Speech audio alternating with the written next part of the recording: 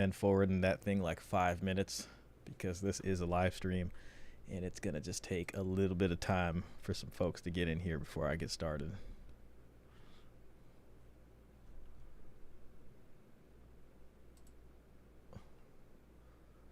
Okay, looks like we might be live. That's good. Just giving it a few seconds to warm up. And not sure if you can see me yet. YouTube takes like 30 seconds before I can actually see the picture on the screen on the dashboard. And it drives me nuts because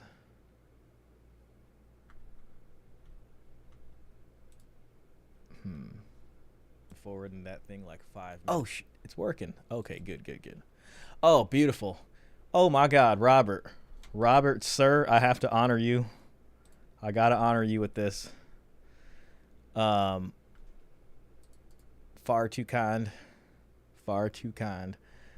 And I finally managed to get the banner showing up again. I appreciate that a lot. I'm gonna shout you out again when more people get in here. Also, if I'm speaking with a slight Texas accent today, it's because I was hanging out with some of my Texas buddies yesterday out on the river. And I heard nothing but Texas speak for a while. And it would be, I'll admit I think it's a very charming accent. And anybody who's Texan is automatically awesome, in my opinion. So we're testing here. Let me get that going.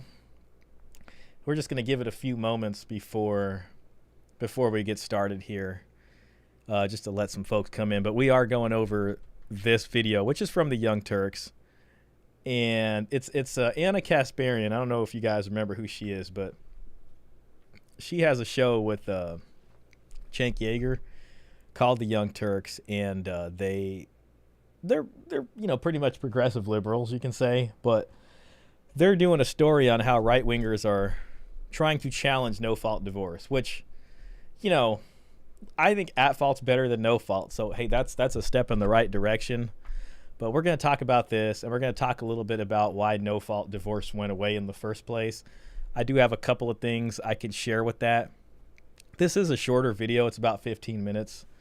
I do have a second video also, which is Tim Pool.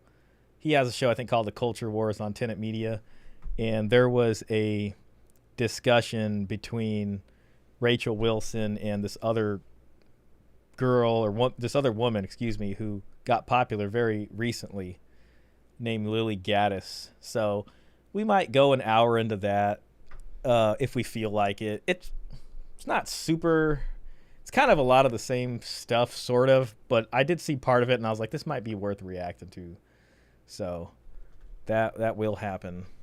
Till then, I'll just give a few minutes. For some folks to come in here. And Robert, thank you again for the generous donation. Very kind. I'm glad I can get this stuff back on screen. I don't like to use StreamYard or any of the stuff most of the YouTubers use because I've been using OBS forever. But unfortunately, it means I need a third-party app to be able to display these things on screen. So that gets a little annoying sometimes. But at least we got that back. So I was doing something wrong, and now it's back again. Not sure if Trevor or some of the other folks are coming in today. This stream was supposed to be last night, and I do apologize for missing that. I had to postpone it because some of my buddies came in. So a good friend of mine and his dad, who's probably we're talking about an older white-haired Texan man. Yo, Dart Sidonius, welcome in. Big shout out to you. Also, I tried to turn the sound effects volume down. I turned the master volume down on the sound effects. If it's too quiet, let me know, and I can put it back up. But I think I've seen people kind of say it was very loud, so I don't want to blow everybody's speakers out and ears out with overly loud sound effects. There's nothing that gets on my nerves worse than bad sound effects. So that's about the level of sound you could expect from that. So, but yeah, anyway, so my buddies came in from out of town, and it was very hard because they've never actually been up to Sacramento, and they're originally from Texas, so it was 113 degrees, by the way, yesterday. So it was a hot day, and they wanted to go out on the river, and I was like, oh my god, like that sounds fun, but it also sounds very tough because being on the boat, like before you get to the place to swim, it's still hella hot. But we ended up going, and my buddy ended up renting out another boat, and one of the guys got like, I swear to God, it was like 11 women. It was like 11 women. Somehow they just appeared from the woodworks onto the boats. And that was a thing. And I got some really funny pictures of my buddy's dad surrounded by like a bunch of chicks. And he's like, you know, mid to late 60s. It was just hilarious. He was like total sugar daddy. But yeah, so that was my day yesterday. I saw every archetype of person on the river yesterday. It was crazy. And I just had like these really weird kind of experiences too. But there was one guy I met that really was really strange. I'll tell you more about that later. I think maybe in between segments we could talk about that guy if I remember him. Robert Spencer says Rachel Wilson is freaking awesome. Looking forward to it. Yeah, it was her. Damn, I can't remember who she was. Oh yeah, she was talking to that Lily Gaddis. I think it was about like what a true conservative. You know, let me just pull it up just so I don't misadvertise this. I think it was about what a true trad wife or something is, something on that sort. But I was listening to it and I thought the first hour of it was okay. So, you know, it would be all right for a reaction. Let me see real quick. I always forget the name of Patriarchy versus Red Pill. No, that's not it. Damn it. Oh crap. Oh, here it is. What is a conservative woman? The Culture War. So there we go. But yeah, I got through like most of it. Then it got kind of stale. Oh, it was some guy. It was Lily Gaddis and this other guy, whoever this guy is. I can't remember. I think he's big in conservative news. Yo, hi Trevor. Welcome in, bro. I appreciate you being here, man. You know, at this point, I feel like the entire party's here. So that's good enough to get started for me. I might have to stop. Other good news is I finally don't need painkillers anymore. And it's confirmed. It is confirmed because I had to go back to the dentist the third time. And by dentist, I mean orthosurgeon. I had 2 dry sockets. So they pulled out my wisdom teeth and they both became dry sockets. And it was incredibly painful.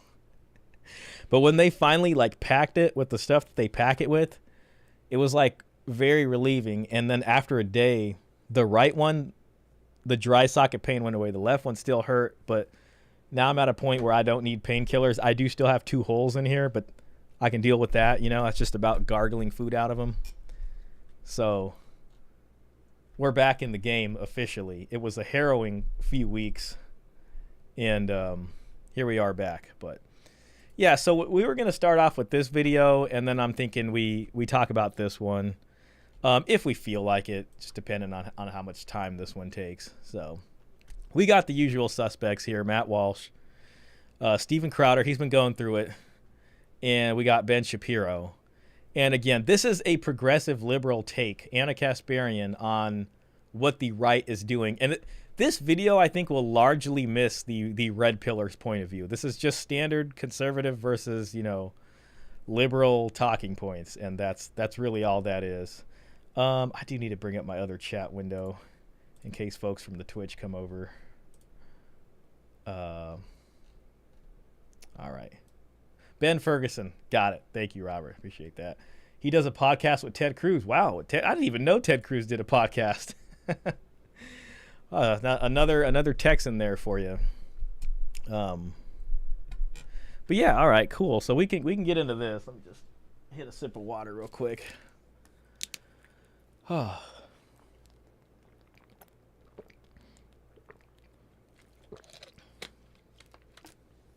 right. It was also 4th of July over here 3 days ago, and Sacramento gets crazy with illegal fireworks and fires and all these kinds of things. But Happy America birthday to a lot of you folks. You know, one thing about America's birthday that comes to mind, and you know, keep in mind we're talking about no-fault divorce and all these kinds of things. And we know prior to no-fault divorce, it was at-fault divorce.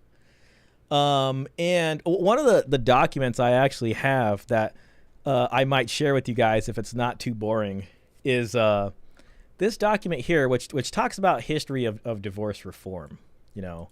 And I don't know if I want to bore you guys to death with this, but it talks a little bit about how the creation of the U.S. actually led to a system of where divorce became palatable. You know, because prior to that, it was under the Church of England, and there was just no divorce, right? There was annulments, but there was no divorce, especially in like Western, you know, history in Europe, and that's where the U.S. comes from. But when the revolutionaries took hold and ousted British control here, they implemented a system that allowed for divorce under some circumstances. That is how we got at-fault divorce.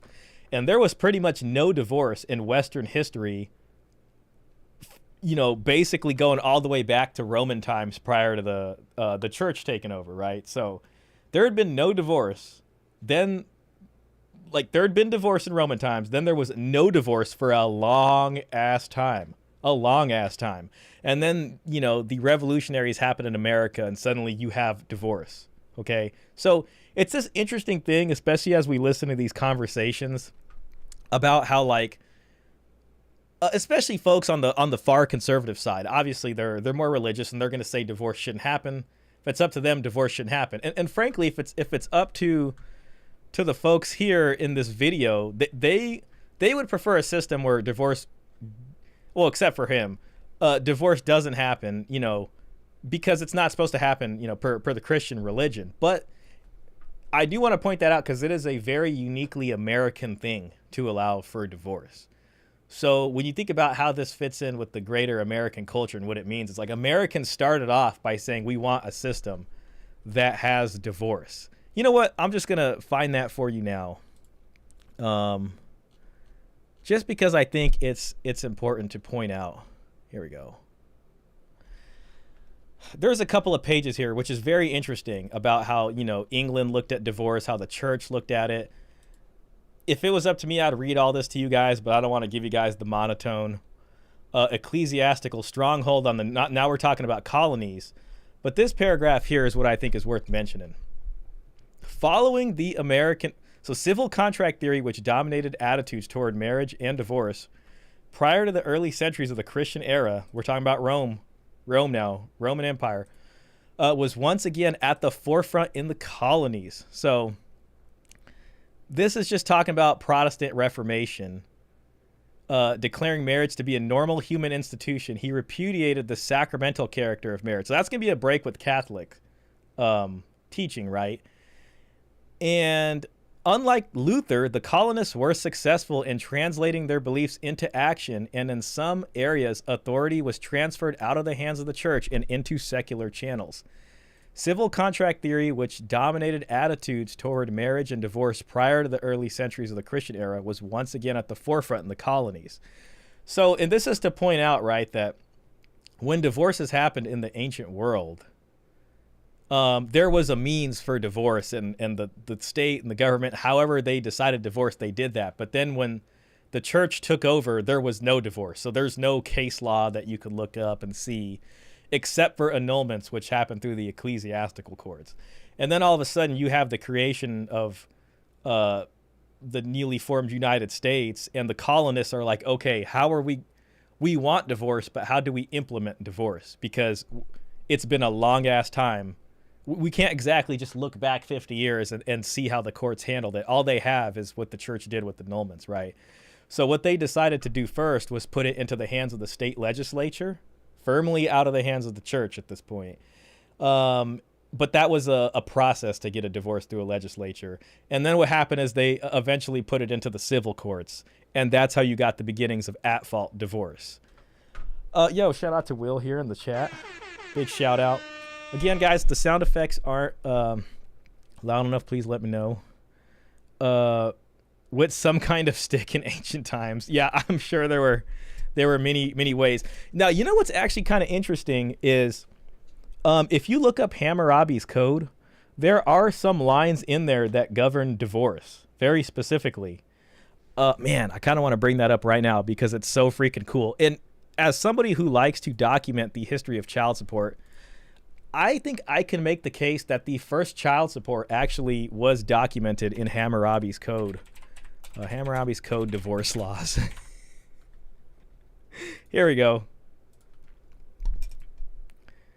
And a lot of it discussed like the dowry, right? Like, you know, if this is the reason for the divorce, the dowry must be returned to the wife. If there's children, then your fields, you know, what comes out of the fields need to be used as sustenance for the kids, which to me is the first child support. That sounds suspiciously like child support. Caught lying. Let me see if I can find that. Oh, man. Ooh, this is not pretty.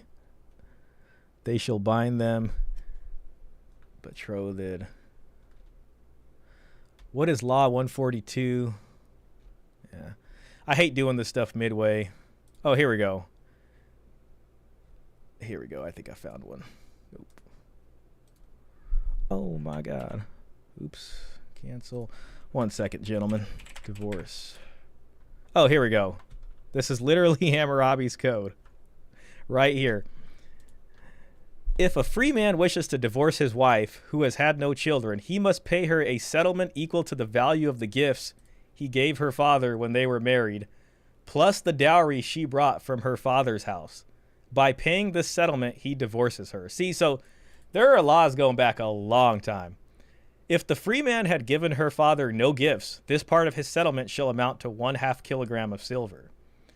If the man is a civil servant, he shall pay 1/6 of a kilogram of silver. Robert says, you need a producer who can pull that stuff up for you. Oh, that'd be freaking awesome. Another thing I'll probably have to do eventually, I mean, you know, God willing, hey, if more folks come in here and watch, eventually I'll have to make somebody in here a mod. Preferably somebody who knows how to exercise power in a just way and won't be corrupted by it. But that's gonna be a big honor granted to somebody in here. I'm just messing around. That really be you guys helping me if somebody needs to get banned. But sorry, just to get into this a little bit. If a free man wishes to divorce, if a free man's wife, so now we're talking about not the man wishing to divorce, but the man's wife. So women had a right to divorce this time.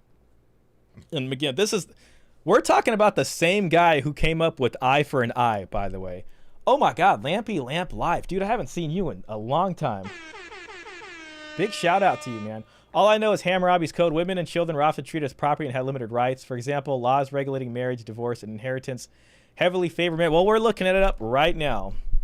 And Lamp, if you just joined, we're going to be going over a video with Anna Kasparian discussing conservatives wanting to get rid of at-fault divorce. Lampy used to watch me on Twitch. Lampy was like my first Twitch follower, quite possibly. Dang, so we go way back. If a free man, If a free man's wife wishes to divorce him, the man may divorce her and give her no settlement. Okay, so she's like, hey, I'm not happy. I want to leave. I'm trying to dip out of here. I want to be your wife no more. She can leave him, but she does not get to take the dowry, right? So you do not get the marital home, okay? If the man does not wish to divorce her, he may marry another woman and keep his first wife in his house as a slave. Oh, that's probably going back a little too far. If a woman wishes to divorce her husband and refuses him sexual rights, an inquiry shall be held. Okay, so you guys are probably going to have to go talk to somebody at court. If she has not committed adultery, but her husband has, she may take her dowry and return to her father's house. Okay, so if he cheated on her, but she didn't cheat on him, she gets full rights to her dowry and goes back to her home with her family originally. If she has committed adultery, then she shall be executed by being thrown into the water. So that's what justice looked like in Hammurabi's time. This is the eye for an eye, folks, we're talking about. No fault divorce is BS and should be ended, in my opinion. That's Lampy. Robert says, "Don't choose me. I am sort of a free speech absolutist." Of course, bot advertisements are free game. Oh yeah, guys. Robert has. If you guys use Facebook, Robert manages a libertarian. Oh crap! Is it you have a libertarian page? So yeah, Robert. If you ever want to drop that info in here and get more folks in here, I think there's already like 10,000 people in there. But if you guys are big on the libertarian thing, then just for you guys to know. Okay, so now going back to the colonists. So that's Hammurabi's Code. That's a long time ago, right? And then you have all these different things. You got the Roman Empire. You got the church coming up. Now we're all the way back here, and people are getting tired of the English colonists. So I'm going to read this paragraph, then we'll get to the show. The Libertarian Lounge. The Libertarian Lounge on Facebook. Following the American Revolution and the end to English domination, most of the states, including those in the South, claimed and exercised a legislative prerogative to grant divorce by private act. So listen, when it comes to divorce, I'm not saying divorce is good, and I don't think not the colonists, excuse me, but the American revolutionaries believed it was good also. But they did believe in putting a pathway for divorce. So it's right here, and that's, if I say divorce is a very American thing, then that's what I mean. Like, it's interesting to me that the people who created America were so sick of the English church acting on them that they actually made divorce for themselves, which seems kind of contradictory because you'd think they'd be super religious and against it. But there are differences in the way different denominations of Christianity look at this stuff, I guess. At this point, authority had passed out of the hands of the church and into the state legislatures. Oh, crap. In most cases, however, divorce remained available only by private act of the governing body. So now it's becoming secularized. Gradually, the states undertook further reform measures as the number of divorces increased and the legislative process came under attack as being cumbersome, arbitrary, costly, and lacking in procedural safeguards. Now, I want you guys to keep this in mind, because when the argument for getting rid of at-fault divorce for no-fault divorce comes in, this is kind of some of the stuff they're going to use. They're going to say it's extremely cumbersome. The courts can't handle it. It's embarrassing. People got to go up there and talk about who cheated on who. It causes all these psychological problems. It costs too much because it just takes long. You need a trial. And that's what gets us to no fault in the first place. Based partially on the already operative New England model, virtually all the states enacted legislation granting jurisdiction to the civil courts and enumerating specific allowable grounds for divorce, thus creating a legal matter out of a moral issue. And this is how you get the birth of at-fault divorce, right? This is where at-fault divorce came from. I just want to share that with you guys so you guys have the knowledge about this. One notable exception was the state of South Carolina, where the introduction of divorce laws was expressly forbidden by the state constitution. The other states varied in the laxity of their laws, from New York, where adultery became the sole ground, to states having a variety of recognized causes for divorce. These grounds continue to change from time to time through legislative reform. Within states and across states, additional grounds were added. Existing grounds were deleted, or both. And as time goes on, you get more grounds. You get, it's not just adultery. You get cruelty and abuse. Abuse was always in there for a while anyways. Abandonment becomes another one. I think there's other stuff in there. Possibly consent and consanguinity. Well, that was typically for an annulment. But yeah, so that's at-fault divorce, right? And then, 69, you get no-fault divorce in California, and it spreads to the rest of the states. And then they do away with that, right? Now it's like there's no such thing as grounds. It's all irreconcilable differences, and everything gets split, and you got your spousal, half the marital home. Women are still getting custody for the most part because, the guy's out working. She's kind of the primary caretaker of the kids, and that's how you do it. Yeah, I agree with with you, Robert. And that's the point too, right? Like that's the whole freaking point of it. At-fault divorce was meant to incentivize families to stay together because it's costly, right? So if it costs that much to get divorced and you really got to prove it and have a good reason, I mean, most people aren't going to be able to get over that hump to get the divorce in the first place. Like, and to me, that's the whole point of the marriage contract too. Like, if you're going to sign this contract and then someone can easily break it in no fault, it's kind of like pointless at that point. I mean, the contract's been neutered, so that's where we're at. But anyways, let's get to the fun stuff. I've been freaking holding y'all up for way too long now. We're going to get out of Hammurabi's code. We're going to get into business right now. All right. Oh, by the way, I already warned everybody in the beginning, but if I'm talking like a Texan, it's because I was out at the river yesterday because my buddies came up. Some good friends of mine came up, and they're from Texas. And I was hanging out with him and his dad, who's like this 65-year-old Texan man. And it was pretty freaking cool. So I'll share more stories about the river later. I ran into some interesting people on the river. The river is a strange place. No fault. Okay, so let's get into this, guys. If there's any issue with sound, let me know. All right, we got Michael Knowles. We've talked about Michael Knowles before on this channel. This is whatever podcast. No-fault divorce is very, very bad. I think the reform to no-fault divorce is far simpler. It should be reformed by simply ceasing to exist. Marriage is much more than a contract. It's a covenant. There are a lot of problems. Okay.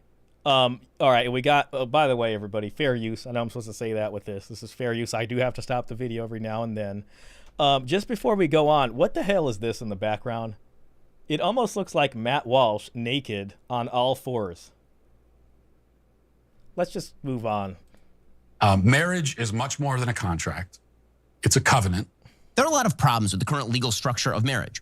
I agree with that critique of the current legal structure of marriage. No-fault divorce is one of the worst things that ever happened to Western civilization.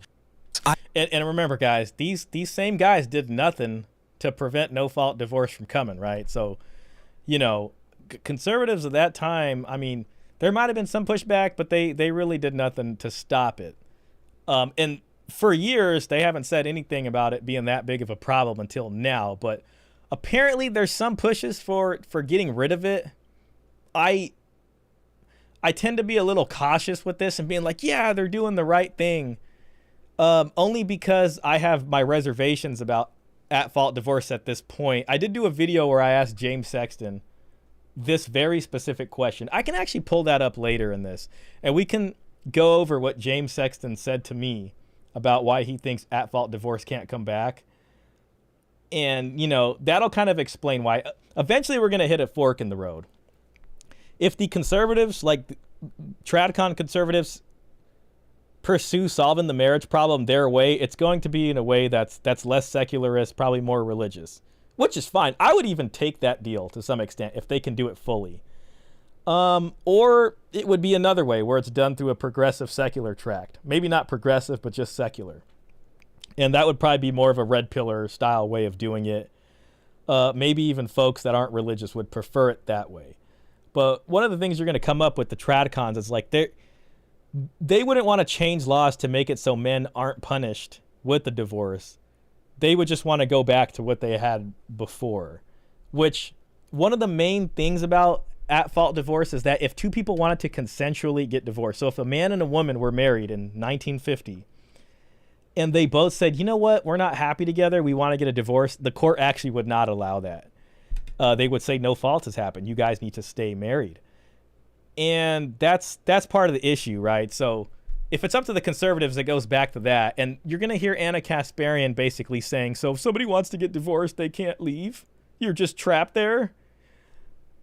And so therefore the progressive liberals will never let the TradCons do that, which kind of leaves the rest of us guys trapped and getting grinded in between, you know, the TradCons and the progressive liberals, and why we're at a gridlock, and it just sucks for guys, basically. Yeah, it's definitely a unique place. It's from Will. Darth Sidonius says, I only think this is talk so far. I will believe it when they actually put their money where their mouth is and lobby for changes in law. Yeah, and I mean, you know, it is a little suspicious that, Listen, I never heard about it until this video, which is weird. Now, just because I never heard about it doesn't mean they weren't doing genuine things. But it does happen to be an election year, and this just could be lip service to get everybody to be like, oh, let's vote for them. They still hold values and care about men or something. And then as soon as the election's over, it's like, well, yeah, they didn't pass. Sorry, guys. And that's why I bring up the problems with at-fault divorce. The fact is if they brought at-fault divorce tomorrow, the courts could not handle it. And I was going to talk about this later in the video, but there was very real collusion going on. Like, people who want to get divorced but can't, they just work together to lie to the courts. And that was another reason that they brought no fault. So that's another thing. But Robert says unilaterally leaving with half the shit when the other person doesn't want it is the problem with no fault divorce. That's exactly the problem. And frankly, I would take at fault over no fault, even with all its glaring issues like that they had that we'll read about. I would still take it because at least it makes it harder. It at least makes the contract more serious that you're signing, right? So, anyways, Lampy says if it's not about loving each other anymore, then don't take half. That's how it should be. Exactly. So we'll move on here. I think she's entitled to nothing during these proceedings. And I think the problem is no-fault divorce. I still believe that children need a mom and a dad and that divorce is horrible. But in today's legal system, my beliefs don't matter. We got to get rid of no-fault divorce. Well, Tim Pool, you might be getting your wish because there are Republican lawmakers who are literally working on that type of policy as we speak. So conservative lawmakers in multiple states and on a national level are considering attempts to eliminate or restrict divorces in cases where fault cannot be proven. Right now, laws exist on or in all 50 states that allows people to end a marriage without having to prove that someone in that marriage did something wrong, like cheating or domestic abuse. The socially conservative, though, and often religious members of society have a different idea, right? So right-wing opponents of such laws are arguing that this deprives men of due process and it hurts families. In reality, oftentimes, couples that want a divorce don't want to accuse each other of terrible things. They just want to part ways and be done with it. And I don't really see how it's beneficial for society. So, I mean, she already said something that is kind of a big generalization, right? She says oftentimes couples, they don't want to accuse each other. They just want to get a divorce. I don't know if that's true. I don't know where she's getting that from. I think oftentimes one person just wants to leave while the other person probably wants to stay in the marriage and they just get a divorce. I don't know if it's this problem of both people just want to get a divorce, but they can't because the state's keeping them trapped together. There was definitely some elements of that when we had at-fault divorce. And what it was like back then is when some states opened up no-fault divorce, those couples would end up just traveling to another state to get divorced. And they would do whatever it takes to become a legal resident there, and then they would get their divorce. But I think most people who are getting no-fault divorces, one or the other person probably would not have wanted that divorce. I don't know if it's always by mutual consensus. She's presenting it that way, so that's the kind of stuff that sort of just piques my... I hear that and I'm like, I don't know. Robert says unilaterally leaving with, if they could just address the issue, then mutual divorce would be fine. To force two individuals who no longer want to be in a marriage to continue being in a marriage, living under the same roof and being miserable with one another. But nonetheless. Okay. And then she doesn't state the obvious, right? It's like, if at-fault divorce doesn't let two people who want to consensually be gone, she wants no fault, but what she should instead say, she's not going to present the other side of saying, well, yeah, if you want to leave, you can't take all the marital property with you. If you want to break the marriage, then the person who's getting left, who's still honoring the marriage, should be able to keep most of the assets and not get, reamed in court, right? So she's presenting it as this very kind of like flowery, just sort of innocent, oh, well, why wouldn't you want freedom in that way, sort of way here. But I think she's just kind of glossing over a lot of the glaring problems. Nonetheless, many of you have already heard claims from conservatives like Tim Pool who think that it's a bad idea to allow people to have these no-fault divorces. And you're about to hear more. Let's watch. What we're talking about in the American divorce regime is called no-fault divorce. And no-fault divorce is, one, a contradiction in terms. You can't get it. You can't break a contract if there's no fault of anyone. And two, it's horrific for children and it's horrific for the spouses. Marriage is much more than a contract. It's a covenant. To truly go your own way, alone and isolated, is to give up on your duty, your legacy, your ancestors, your bloodline, your civilization, your happiness. Man, I don't know why he always appeals to this legacy and bloodline stuff and all this kind of stuff, you know. Let me tell you, you know, especially when Christianity was new, man, church followers and early Christians were all about giving up their worldly goods and their stuff for legacies. To get salvation in the hereafter, you know, because the way especially the Catholic Church was that, you know, you had to do good works. There's things you had to do that, aside from just getting saved in their terminology, there's still good works and things you'd have to do to guarantee, you know, getting into heaven. And so many people gifted the church their properties. Even if they had kids, they would disinherit their children to give it to the church. And this became such a problem. And if you look it up now, even still to this day, the Roman Catholic Church owns the most property in the world. They own the most property. And the reason for that is because they were given so much property from their congregation. And he's talking about bloodline. I'm not even, whatever people want to do with their stuff is what they want to do. But he's making like, you're giving up on your bloodline, on your legacy. When, if you look back into Christian history, they don't give a damn about that. This world is not as important as the next world to them. And so many of them, so many rich people or people who had lands that should have went to their kids, gave it to the church and disinherited their kids or left them with barely anything because that individual wanted to be saved to go forward. So when Matt Walsh comes to you and says that, to me, it just sounds a little not in line with what values of Christianity. Anyways, it sounds a little too this worldy, and it sounds weird coming from him, like your bloodline, your legacy. Like, leave that kind of rhetoric for the Andrew Tates of the world. Doesn't look good on him. Yes. Marriage is a commitment. That commitment is lifelong. There should actually have to be a really, really, really good reason why you are divorcing, and that's particularly true if you have children, because, of course, marriage is designed as the fundamental building block of institutional society. It is the place where children are reared. It is the place where you produce children in the first place, and children require stability. The traditional response to how you fix marriage is divorce is not allowed.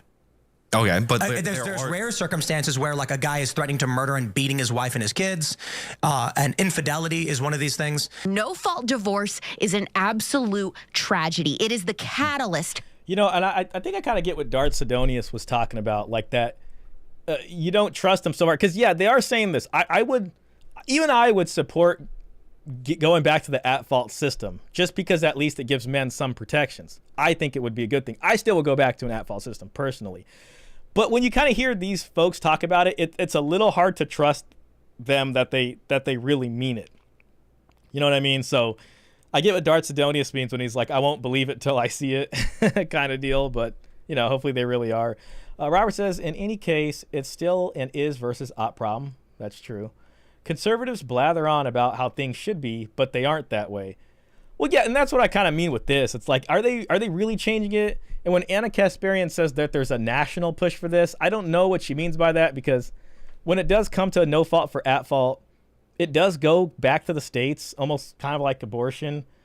And, you know, there's going to be some places that are no fault and some places that are at fault if it really is up to the states, and some places change.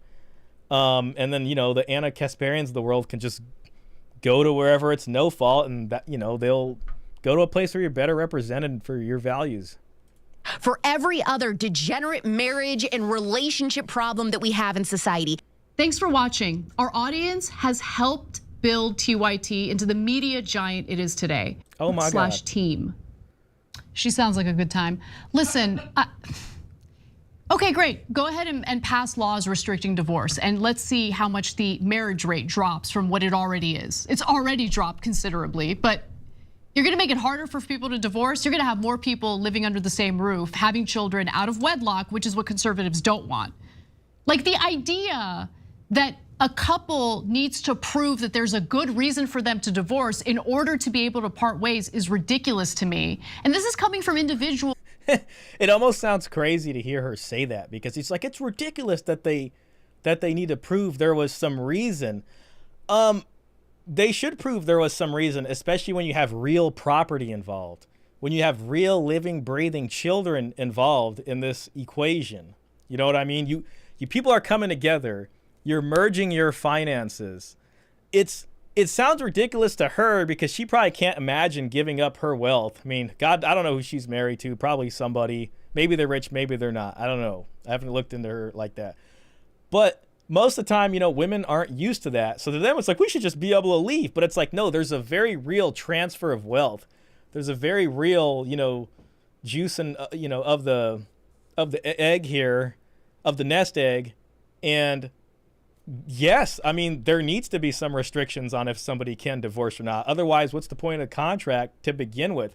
And going back throughout history, there are always laws. We went all the way back to Hammurabi's Code at the beginning of this that very specifically discusses property and dowry and the marriage wealth. So it shouldn't be this willy-nilly thing, especially when money and kids are involved. Marriage, that is, yep. Who purport to want to protect freedom in America. But they're getting involved in literally the most intimate personal decisions that Americans can make about their personal lives. It is insane. In the case of Steven Crowder, by the way, he was bitter after it was exposed that he's pretty abusive to his wife. This is going to be something that I know is a little controversial now. I know when the tape came out, it looked pretty bad. I know Pearl's kind of been on this case for a while, and I've heard grumblings that the Steven Crowder footage was edited and selected, and that there's different aspects of the case now that maybe it wasn't all what it seemed. But she's going to go full steam on just saying he was an abuser. And yeah, she wanted a divorce. Who wouldn't want a divorce? And by the way, I just want to make clear in that. And the crazy part is that Anna Kasparian is using this as an example of why getting rid of no-fault divorce is bad. But if you go back to at-fault divorce, there's a thing in there about cruelty and abuse. I mean, if Steven Crowder's wife went in there with the ring footage or whatever to the court during at-fault divorce times, they'd be like, okay, fine, cruelty and divorce, here's your divorce. So it's not like they'd say, no, you're stuck with them or something, assuming it was actually abuse. So her example here is not a very good example as to kind of be upset about why they're trying to go back to at-fault divorce, because at-fault would still work in Steven Crowder's wife case if he was really abusing her and all that stuff. Mr. Pitt, my bad. Big shout out to you. Finally figured out how to get this back on the screen. It's even more ridiculous that they need the government to sanction their relationship in the first place. Eliminate the government's role in marriage entirely. Well, yeah, and that's the thing. And if it's going to be no fault, then what the hell's the point of signing the contract in the first place? Like, getting rid of no fault, going back to at fault, at the very least gives that contract a little bit more legs. There's just another problem here. It is that our laws are so engineered and developed now to kind of not need the marriage contract on some things. Like when it comes to custody, child support, paternity, all that stuff is outside of the marriage contract to begin with. It's its own legal framework now. One of the things that people don't understand, and this was one of the issues I had with Pearl's discussion with Trent Horn. She had a debate with him, and there was a part, I think it was in Trent Horn's opening statement, where he discusses the benefits of marriage for men. And it's funny because a few of the things he listed off, probably most of them, is stuff a man can already get in our system now just by exploiting either the child support system or just the family law courts through custody. Marriage does not exclusively give you the ability to have legal paternity over a kid. You can get that at the hospital by signing a paternity declaration. You can get that by walking into a child support agency and signing the same form or having them just drop a stipulation for you guys. So men don't need the marriage contract really anymore because these other legal institutions that have grown up around it have already got rid of the need for it, which people don't actually understand. Dart Sidonius says, I find it hilarious that she is talking about having the government involved in the most intimate thing, but these same women don't have a problem having the government involved with the marriage contract. Yeah, I just think they're not at the point where they're on the kind of short end of the stick. That's kind of why I advocate for men, if you're going to get married, I would only really do that with the woman who's not a bum. You know what I mean? Like, if she's got actual money and she makes money, I'll sign that marriage contract all day. Like, oh, you're a pharmacist? I will get up on that wedding day and I will do a toast and say, we're here celebrating love and that this is what love is about. You know what I mean? And then if we get divorced, then I'll get my alimony, and that's that. You know what I mean? To enforce these horrible laws in the first place, Trevor, 100% want no-fault divorce. Remove the legal contract from it. Robert says, I honestly don't think you're going to get government out of this. Wishful thinking here. You're not going to get government out of it. And the reason is because, again, marriage involves real property. It involves the house. It involves children, living, breathing children. Therefore, we looked at the paperwork here. American revolutionaries were the ones who wanted divorce. If you're going to have a system with divorce, then you need to have some kind of governing body that makes decisions about how the property is split up in the first place. So if divorce is going to be a thing, we need some kind of legal system that governs that. The question is at least making it fair for both parties. And TradCons especially, the TradCon wives have been successfully using traditional values against men to then exploit them later on in the courts and get a huge payout. And that's stuff we're tired of. So anyways, back to Anna. In that case, I wouldn't say that it's a no-fault divorce. It seems like there's some evidence indicating that relationship. I don't even think she gets what she's saying. Yes, it's not a no-fault divorce. But that would be perfectly legitimate, assuming it's true, in an at-fault divorce system.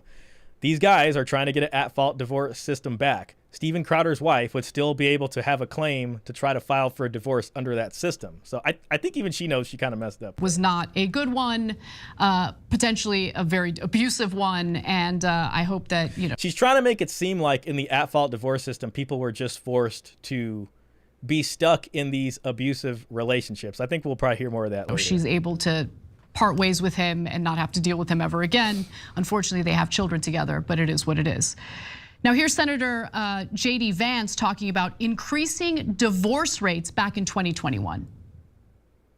And this is one of the great tricks that I think the sexual revolution pulled on the American populace, which is this idea that these marriages were fundamentally, they were maybe even violent, but certainly they were unhappy. And so getting rid of them and making it easier for people to shift spouses like they change their underwear, that's going to make people happier in the long term. And maybe it worked out for the moms and dads, though I'm skeptical, but it really didn't work out for the kids of those marriages. And I think that's what all of us should be honest about, is we've run this experiment in real time, and what we have is a lot of very, very real family dysfunction that's making our kids unhappy. There are a lot. It didn't exactly show. I mean, I'm sure he's advocating it for him. I didn't hear him say he wants to go back to at-fault, but I'm sure that's what he meant. Myths about the divorce rate in America, and it's enraging because it just persists and no one ever really looks into it. So let's talk about what divorce in America really looks like. There was a period of time where divorces experienced a spike. So the divorce rate in the United States increased significantly from 1960, when it was 9.2 per 1,000 married women, to 22.6 in 1980. But by 2022, the rate had fallen to 14.5. Now, there's a reason for that. And it's because of the fact that, people waited longer to get married. I think that has a lot to do with it. So you don't get married when you're super young and you don't even know who you are yet. I think that had something to do with it.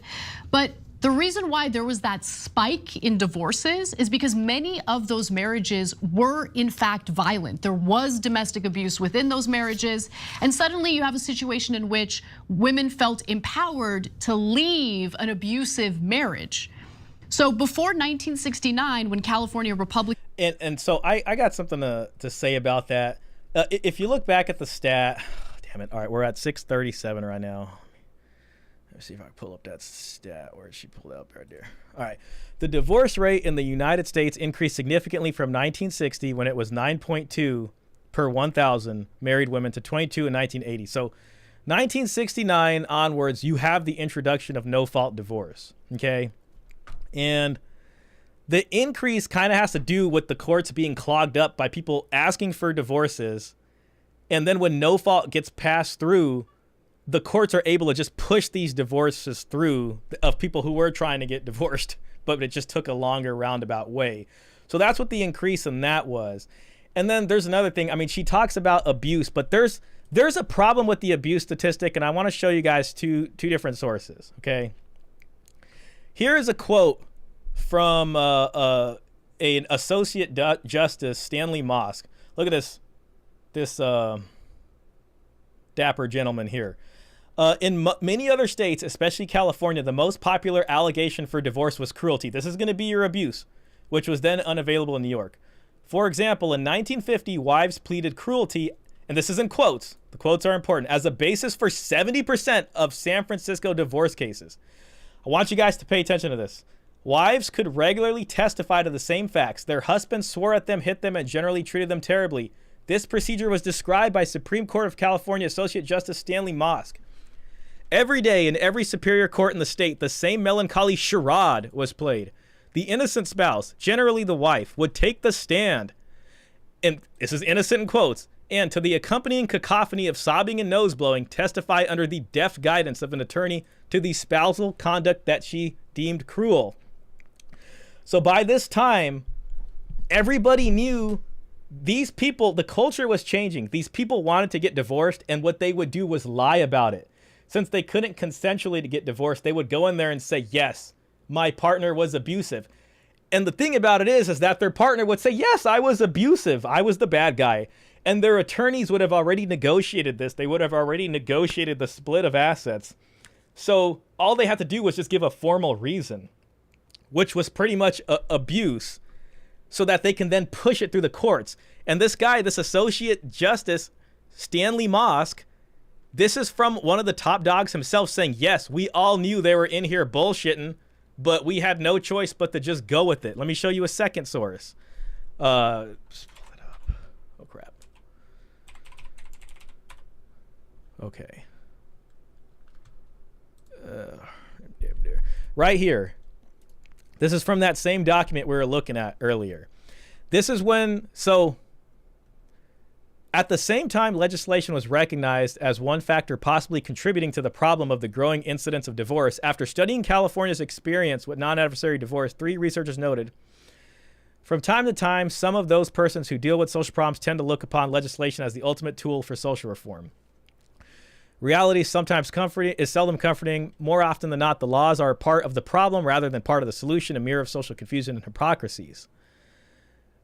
Arnold Rose has studied the relationship between law and the causation of social problems and has identified 11 ways in which laws help to cause social problems. 2 of those are of particular interest in the study of divorce and divorce law. I'm just going to skip here. It encourages collusions, right? And perjuries. Perjuries means lying to the court. Collusion means you, your husband, or your wife, or whatever, and both of your guys' attorneys and the judges are all colluding to make up some bullshit to slide the divorce through. The reason I'm making such a big deal of this is that we got Anna Kasparian over here making this big ass deal and saying that so many of these marriages were abusive. But were they really abusive if most of these people were just lying about the abuse? So they're looking at stats that say, yes, we have stats because most of these divorces were about abuse. Therefore, most of them were abusive. But then we also got other experts in the field, academics saying, associate justices saying, no, most of those were lies and collusions and just attorneys gaming the system. But then Anna refuses to discuss that because it probably was not as abusive as she's making it out to be. It was just a lot of people lying to get divorced because, you know, they were just sick of it at that point. So that's a really, really important point right there.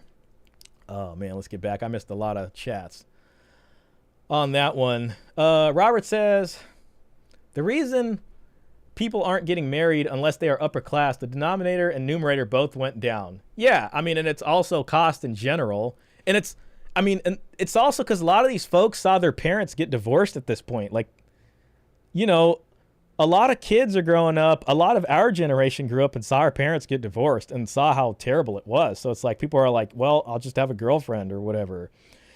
Darth Stoney says it fell because there are less people getting married in general. I get tired when people use that sleight of hand regarding that statistic. Seen it used so many times. Yeah. Mr. Pitt says the at-fault system will cause people to think twice before signing the marriage contract, and the marriage rate will plummet. It'll at least it'll at least give you a fighting chance. You know what I mean? Like if you really are like, I did not do this, and you're not happy, you know, whatever, you at least have some chance.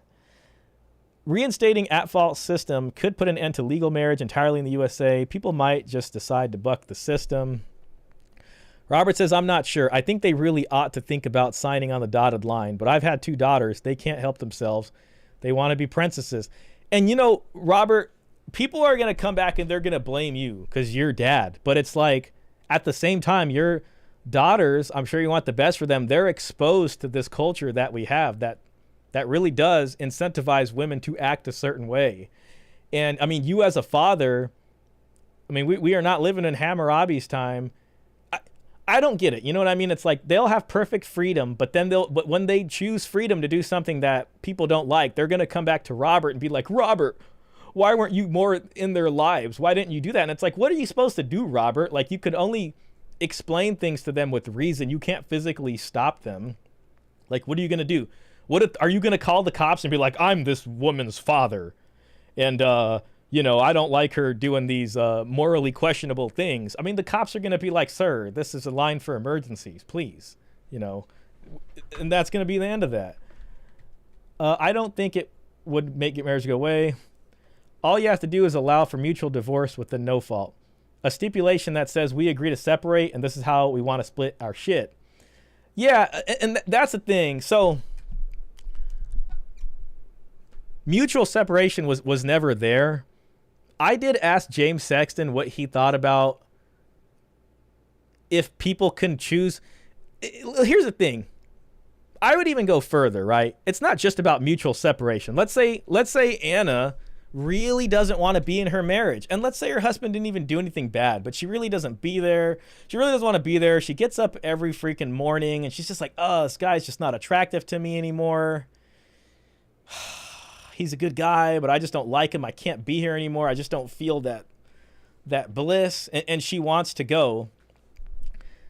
Someone like her would be like, well, she should unilaterally be able to go. Someone like me would say, yeah, okay, you don't consent to being here. You can go, but you don't have a claim on any of the marital assets. And I asked that. I always thought that would be a smooth answer, but James Sexton kind of threw a wrench in it when I asked him. Because he basically said, yeah, you can have that, but basically that person's attorney is 100% of the time going to argue that some kind of fault did happen just so they can get the money. You know what I mean? There's going to be a lot of bullshit, basically. Here, let me just pull up the video where I asked James Sexton this real quick. So the person who leaves them. All right, here it is. Oh, God, I went on a long-ass diatribe here. I'm just going to skip it to where I asked. Here we go. Okay, so this is where I asked. Somehow James was on this podcast, and there was like 12 viewers. And I was like, oh, my God, it's my chance to ask James Sexton a question. So I did. We have a question, actually. Hi, James. How would you feel about keeping no fault, but making it so the person who leaves the marriage for no reason gives up their claim on marital assets, alimony, first dibs on custody? So listen to what he says, and this is going to be your 25-year New York, family law attorney guy. Yeah, so here's the problem. How do you prove that someone left a marriage for no reason? Like, see, lawyers don't care what you know, we care what you can prove. And the truth sometimes is at the bottom of a bottomless pit. And the problem with anything that's fault-based is you have to be able to prove it. And a lot of what happens in a marriage happens behind closed doors. And people don't beat their spouse in front of other people. They don't, so even like adultery, Like most people don't do that in public. Like most of the time. So what we used to do when you had to prove adultery is you'd have to show what was called inclination and opportunity, which meant you'd have to show through some evidence that these people appeared to have a very affectionate relationship, that they had the inclination to potentially sleep together. And then you had to show that they had the opportunity to sleep together. So that's where like the idea Was that enough of evidence? a private investigator with the binoculars and the camera came into the zeitgeist, right? So the truth is that like, if you try to tie anything economic or anything related to the kids to whose fault it was that the marriage ended, like if, and I'm not trying to play devil's advocate here. And listen, at first, I thought he almost misunderstood the question, because he's like, how do you prove someone left without for no, and it was whoever's fault. What the easy answer is that no, they're petitioning the court saying, hey, I want to leave the marriage. They didn't do anything wrong. I just want to go. That would be the proof in itself. But I think what overall he's getting at is the fact that, like, listen, anybody who's confronted with leaving and giving up all the assets, their attorney is going to come in and do some attorney stuff, and just they're going to find a way to like say, well, actually, I didn't leave just because I was unhappy. My spouse did all these things to make me unhappy. Therefore, it's actually an at-fault divorce. And they're going to find these ways to like come in here and say all these things. But if I say, okay, well, if you cheat, you lose custody or you lose alimony. Well, what if I cheat because you refuse to have sex with me and haven't had sex with me in 3 years? Or what if you don't even talk to me and I just assumed that, okay. Or what if the cheating that I do is that I go and get a hand job at one of those massage places, right? Where I don't even know the person's name. I'm not having intercourse with them. It's like, it's not, I think we can all agree it's not the same as having, right? But it's not the same thing as like having a girlfriend and like having feelings for the person. This isn't. I love this guy's answer because it just shows you how an attorney thinks, right? And this is kind of what you're up against. Like, they're very good at making cases and arguing and trying to, find vulnerabilities here and there. And so when I heard that, it kind of made me feel like, oh, damn, that sucks. You know what I mean? I still think that would be the way to go. An at-fault system where if someone isn't at fault, they don't lose the marital assets. I would still take that chance over what we have now, right? But that's what James Sexton told me very specifically. So it was just like, oh, damn, that's a little concerning. You know what I mean? And it's just like, okay. Let me just get back to the... Darstonia says, I think it's really simple. At the end of the day, allow fault, mutual no fault. Both only take what they both came into the marriage. Could see that. And no fault by one person. Yeah, and that would be a person leaving, but they don't get any stuff. And that's exactly what I asked James Sexton. But his attorney brain automatically goes into like, well, here's the problems you're going to run up into, because first they're going to try to do it the at-fault way to probably try to get something and not. And I don't know. I still think Dart Sidonius, the way you have it said there in the comment, would be the best compromise for everybody. I would still go with that solution, regardless of what James said. But that is kind of what you're up against in that situation. Robert Spencer, I don't know. I think he's advocating to prevent it from being a pain in the ass. I think it should be a pain in the ass to get divorced. That's exactly right. Yes, it should be a pain in the ass to get divorced. I mean, what is the point of the contract? What's the point of signing a marriage contract if it's not a little bit of a pain in the ass to get divorced, at least to some extent? Dart, and not just for one side overwhelmingly, who happens to like be the provider and expected to be the provider. Dart Sidonius says, it's easy as far as that video. We have things called video cameras, which you can put in your home, which is direct proof for abuse, adultery. Also can record your spouse admitting they haven't had sex with you. Yeah, in a conversation. Yeah, there's ways. It is kind of scary though, because with everybody having a cell phone in their pocket, there is going to be a lot of like probably BS also. There's going to be a lot of her trying to bait you or him trying to bait her, and then it really being on camera, and then them editing the video down sort of Steven Crowder style at this point and submitting it to the court. It can be pretty crazy, but again, it's a pain in the ass, and that's to Robert's point, is the whole point. It should be a pain in the ass, really. So All right, moving on. Oh, and the deep fakes. Oh, God. Yeah, I didn't even think of that. And I think that had something to do with it. But the reason why there was that spike in divorces is because many of those marriages were, in fact, violent. There was. See? We just went over the facts, guys. We just went over the facts about why those marriages overwhelmingly were violent, right? Collusion and perjury. Now, how the hell am I supposed to sit here and say how much of this was collusion and how much of it was perjury? But when you have an associate justice saying this happens every day in every court in California and it's all a dog and pony show, then you have to question the stats that she's presenting. And this starts to become disingenuous, what she's saying. Domestic abuse within those marriages. And suddenly you have a situation in which women felt empowered to leave an abusive marriage. So before 1969, when California Republican Governor Ronald Reagan approved the country's first no-fault divorce law, yeah, that Ronald Reagan. You know, listen, yeah, it was Ronald Reagan who did that. It was Ronald Reagan who did that. He did sign it at the end of the day. But, you know, the thing is, I don't know if you guys remember the recent Governor Jerry Brown here in California. It was actually his father, Governor Brown Sr., who was it Edmund, I don't know, something Brown Sr., who was the governor right before Ronald Reagan. And the sort of no-fault divorce train had already begun leaving the station because they did a lot of work on it during that guy's governorship. And then Reagan comes in, and it's like, hey, you know, we've already did all this stuff, and most of us guys want this, frankly, in terms of the politicians that you need to work with and be on good terms with to be a good governor.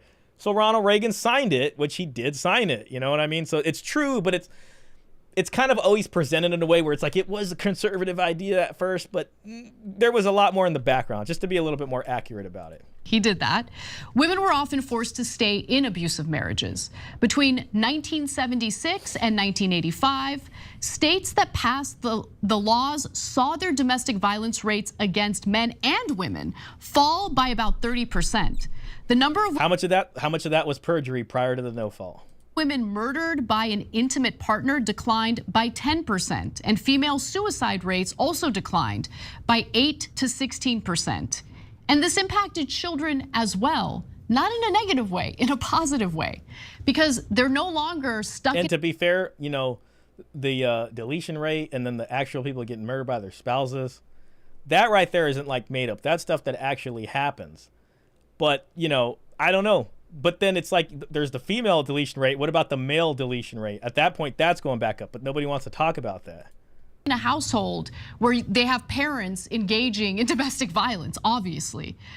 Kimberly Well, who's a professor at the University of Baltimore School of Law, says that without such laws, meaning the ability to have a no-fault divorce, it's hard to prove anything in court relating to a family because you don't have any witnesses. It's very difficult to get evidence to show abuse of children.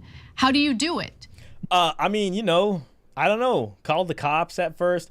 See, that's the thing. It's like, okay, yeah, it's very hard. So much of this is the lawyers playing games too. That's what really, the lawyers screw everybody. Like little Timmy's nest egg just gets gone. You know, little Susan's college tuition fund gone when it comes to something like this. But you know, at the end of the day, like, yes, it should be hard to prove something like this because you're talking about a marriage. We need to know it in fact did happen. Instead of just walking out and destroying the family willy-nilly. Do you put your kids on the stand? And there were also huge implications for the economic well-being of wives, many of whom stayed home and didn't make money on their own. If they could not prove that their husband had been abusive or persuade him to grant a divorce, they would not be able to take any assets from that marriage or remarry. And that's according to a study that was published in the Quarterly Journal of Economics. But some people in the alleged Party for Personal Freedom, which is hilarious to me considering what they're trying to do here, basically want to go back to the dark ages. And they want to go back to an era where no-fault divorces were not allowed, where they were banned. Now we got done talking about the dark ages here at the beginning of the stream. This is where no divorce was allowed, and it was just annulments for very specific things like lack of consent for the marriage, consanguinity, which is like you find out, you know, you guys are actually way closer related than you guys originally thought. I don't know if the at-fault era can truly be called the Dark Ages, right?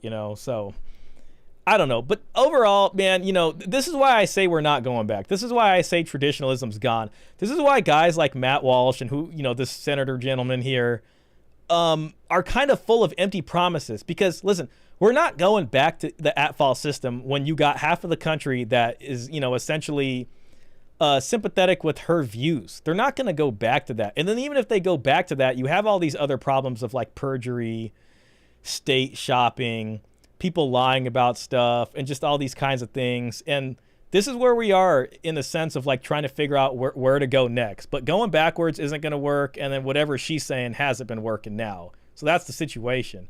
Dart Sidonius says, yep.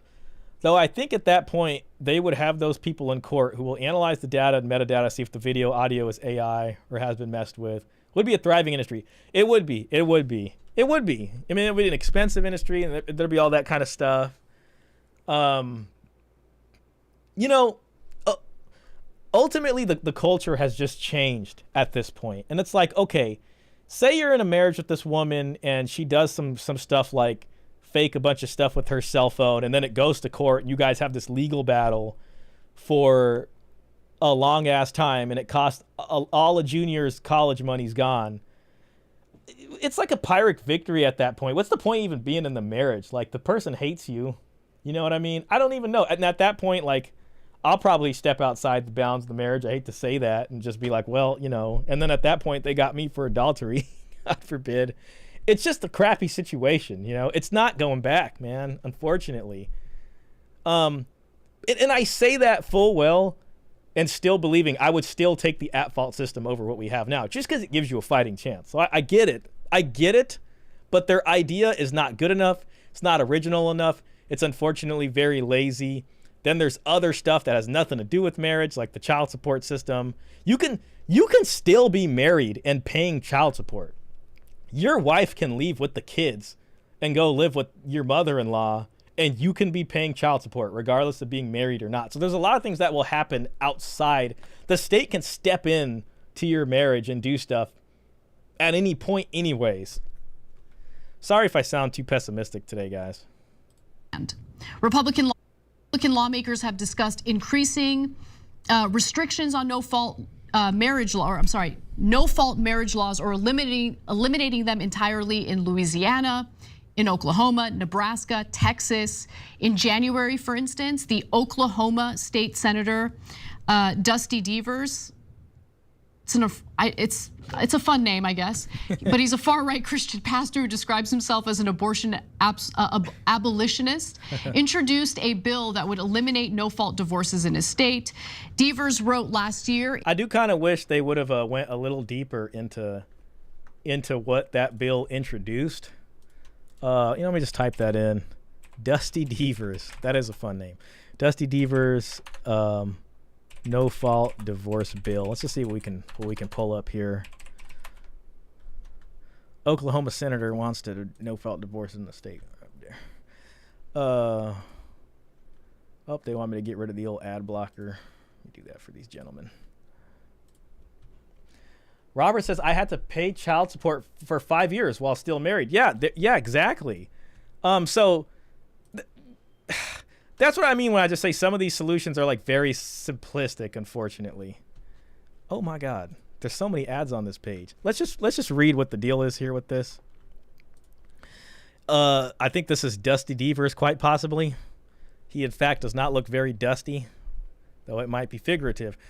A bill that would abolish no-fault divorce is drawing the ire of some attorneys and domestic violence victims advocates.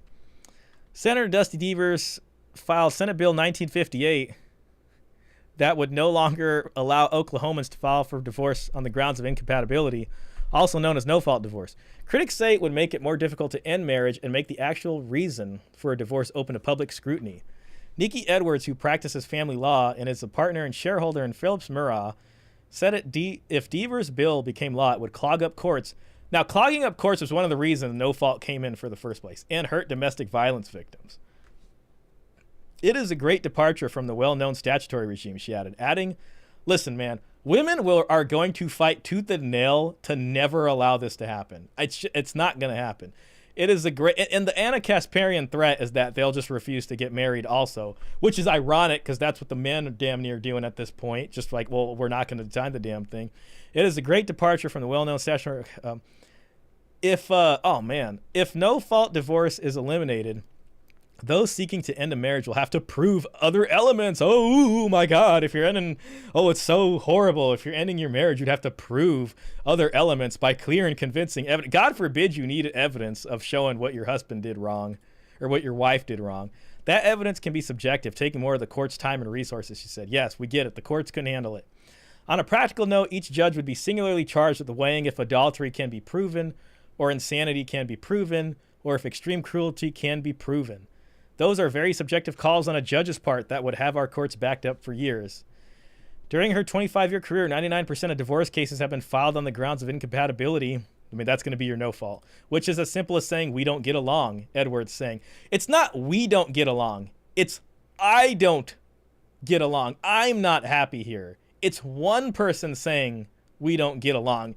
They're selling it as if it's a mutual consent and everybody's happy with the divorce. That is not true. And this is why the male self-deletion rate has gone up. I did a video prior where I showed a study that shows men who are married and get divorced have a higher rate of self-deletion than men who are just never married in the first place. What you always hear is them saying, men who get married are happier than men who aren't married.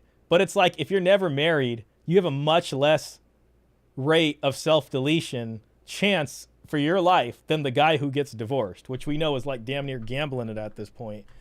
Okay, well that's enough for that. We know what they're selling here.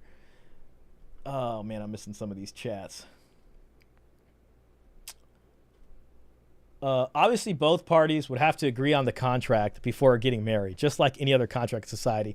To be honest with you, listen, guys, I know it sounds like I just kind of came out of nowhere with this, but there's a reason dowry and dowers and bride price and groom price were literally a thing for all of like human marriages in cultures the world over, in like many, many places, whether it's where Hammurabi's code was or in Africa or in Europe or Asia. All these places got some sort of form of a transaction that happens at the time of the marriage, have a contract at the time of the marriage that they both sign.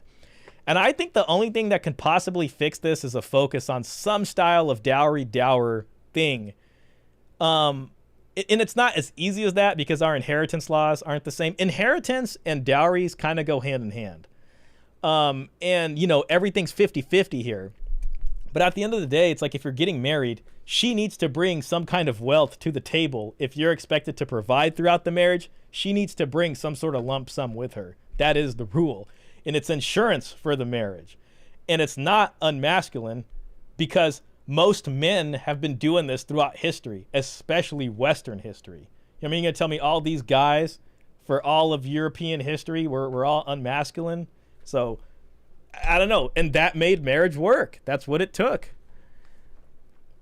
Darcy says, obviously both parties have to agree on the contract for getting married, just like any other contract in society. That'd be my caption. I'm certain of it. Says Robert. Darcy says, I think the only ones who might not like that is a certain subset of women, because once you bring up with your husband to be that, you think you should get 70% of his assets. That will snap any simp out of his trance. No way to justify it. Not to mention even his family members would tell him he's stupid if he signs it. Oh, for sure. Mr. Pitt says, I'm willing to bet that the at-fault system will not allow a man to divorce his wife because he found out she was a 304 before they got together. I think so also. I mean, at that point they signed, that's her past, I guess. They would look for faults within the marriage because the contract is signed. So now the terms of the contract begin post-signing, of the contract. And any fault would probably have to be found within the marriage. So that would make sense to me. Man, it's time for my Yerba Mate. I don't know if any of you guys have bought Yerba Mate lately. No, they do not sponsor me. Maybe someday they will. That's good yerba mate. Oh my God. All right, moving on. Oh my God. Oh man, big shout out. Big shout out to Robert. Very, very generous, sir. Your magnanimity is humbling me. Dusty Devers worries about musty beavers. You just wanted to hear me say that out loud, didn't you? Thank you again, though, truly. I will try my best to not party that money away and do something worthwhile with it. So thank you very much, my good sir. Let me put that on the screen so the folks can see that now that I got that functionality going. So we're going to honor Robert Spencer here for a moment. Thank you, Sir Robert of House Spencer, from the great and noble family of the Spencers, which goes back to the times of Robin Hood, quite possibly, and maybe, and very definitely before that. All right. Thank you, sir. Thank you, sir. Let's go and get back on this.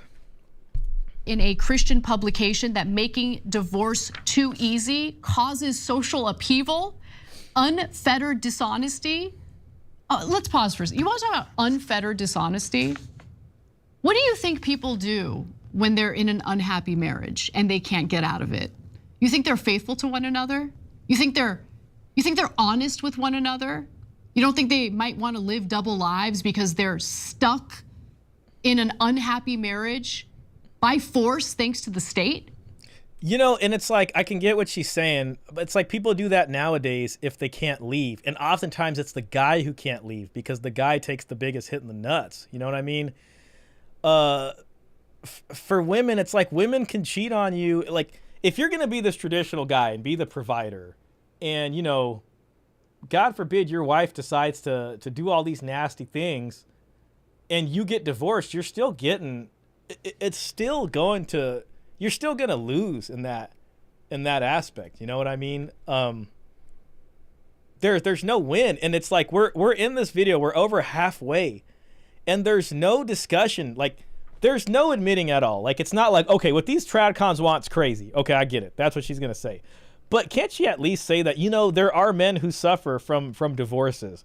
There are really terrible things that happen. There are injustices that we need. We do need a better system, and we should work together to create that better system. Like, we don't even get that out of her. We just get everything's fine now. They're just trying to attack women's rights. That's it. Like, forget about the men.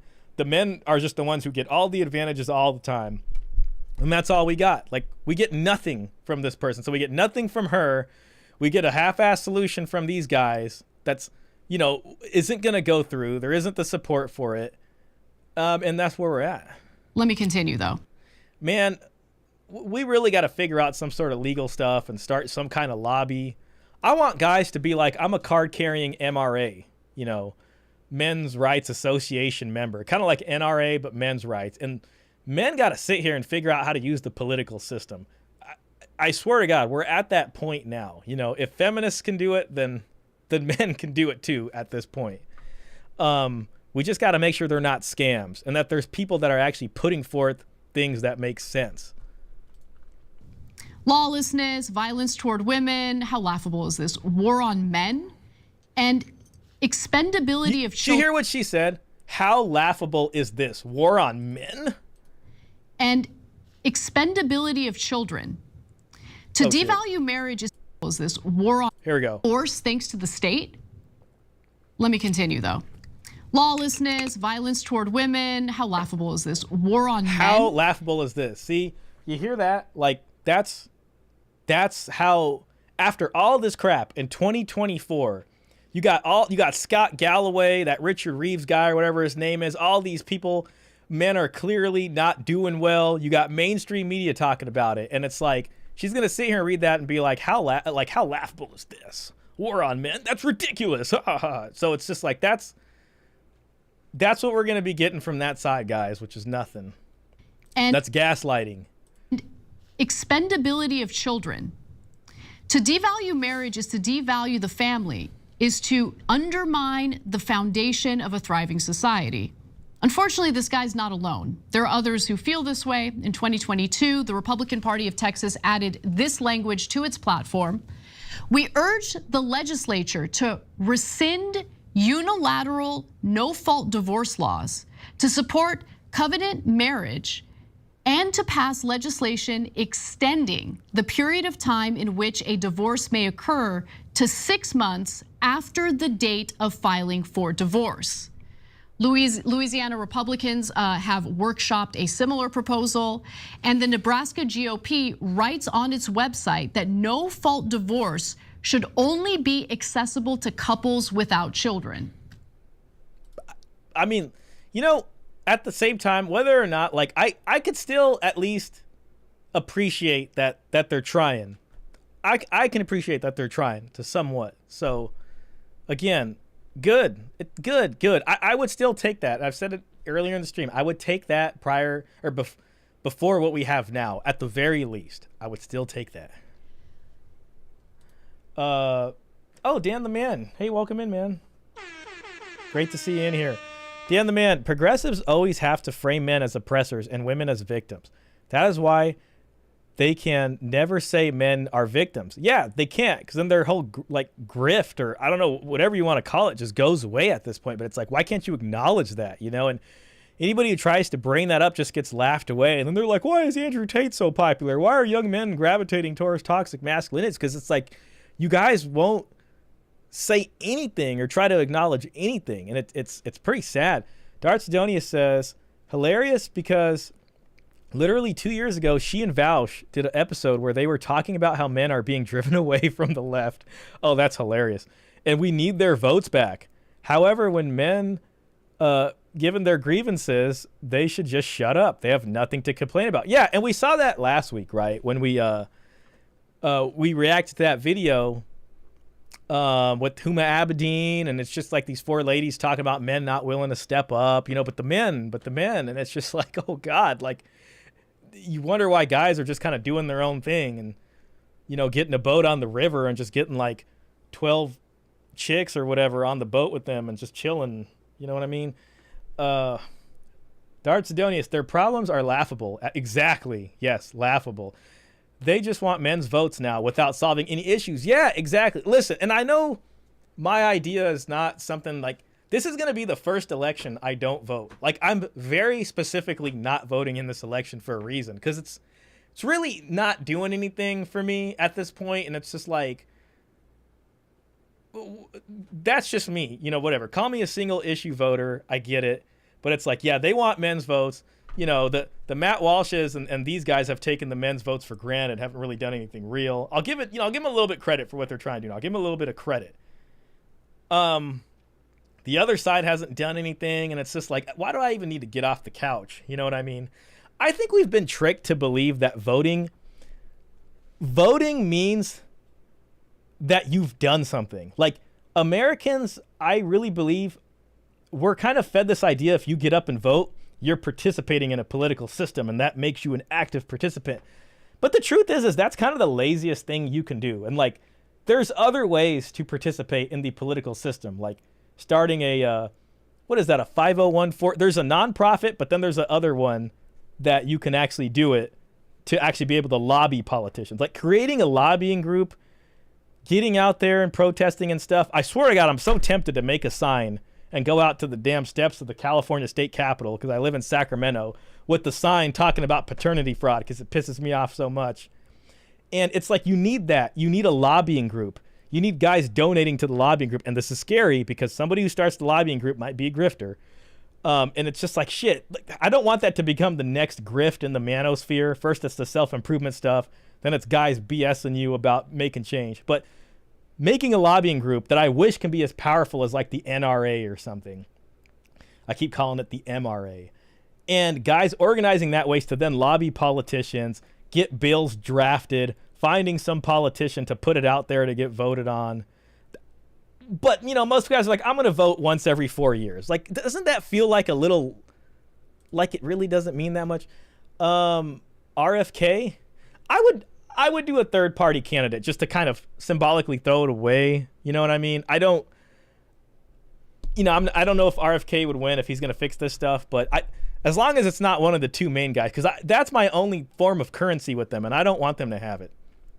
I don't understand how children living in a household with parents who can't stand each other and who do not get along is good for the children. It is not good for the children.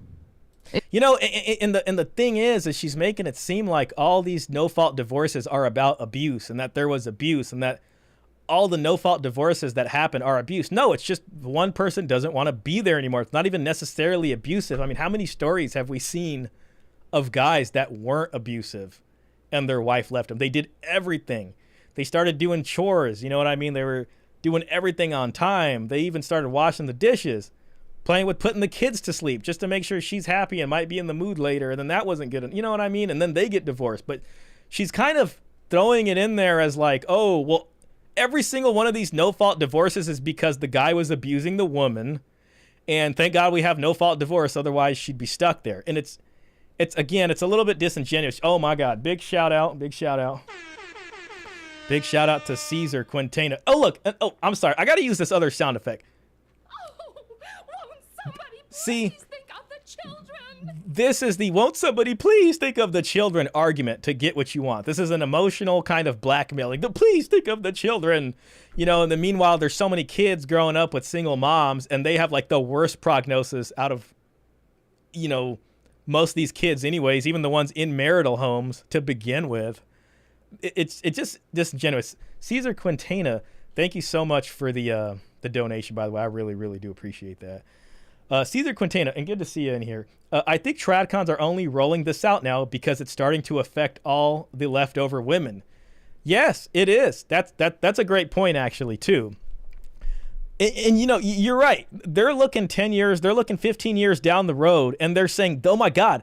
And this is where the red pill movement and the MGTOW guys really are having an effect, because we're the guys that would supplement all this stuff. It's kind of like another tax on us in a way, right? It's like we pay the welfare system. They get us through child support and alimony to help as peripheral finances for the welfare system. And the more the guys tap out, they're like, oh crap, we're going to have this huge economic problem on our hands as these women who are out here IVFing themselves, you know what I mean, and having these kids out of wedlock anyways because they're getting baby fever, and they're like, oh my God, start costing us a lot of money. That's an excellent point. I didn't know you were in CA. Shout out from Orange County. Oh man, yeah, I'm up here in NorCal. Shout out to you, man. I will say this right now. It's probably a hell of a lot better in Orange County than it is here in Sac. If you're wondering if you're missing out on anything here in Sacramento, I can confidently say you are not missing out on anything in Sacramento. You have missed out on nothing tight over here. It's only interesting that I'm here because it's the capital, quote unquote, and one of these days I'm going to have to get down there and do some protesting or something and just start arguing with people at this point. Big shout out to you. Oh, Braylon Barnes. Yo, welcome in, man.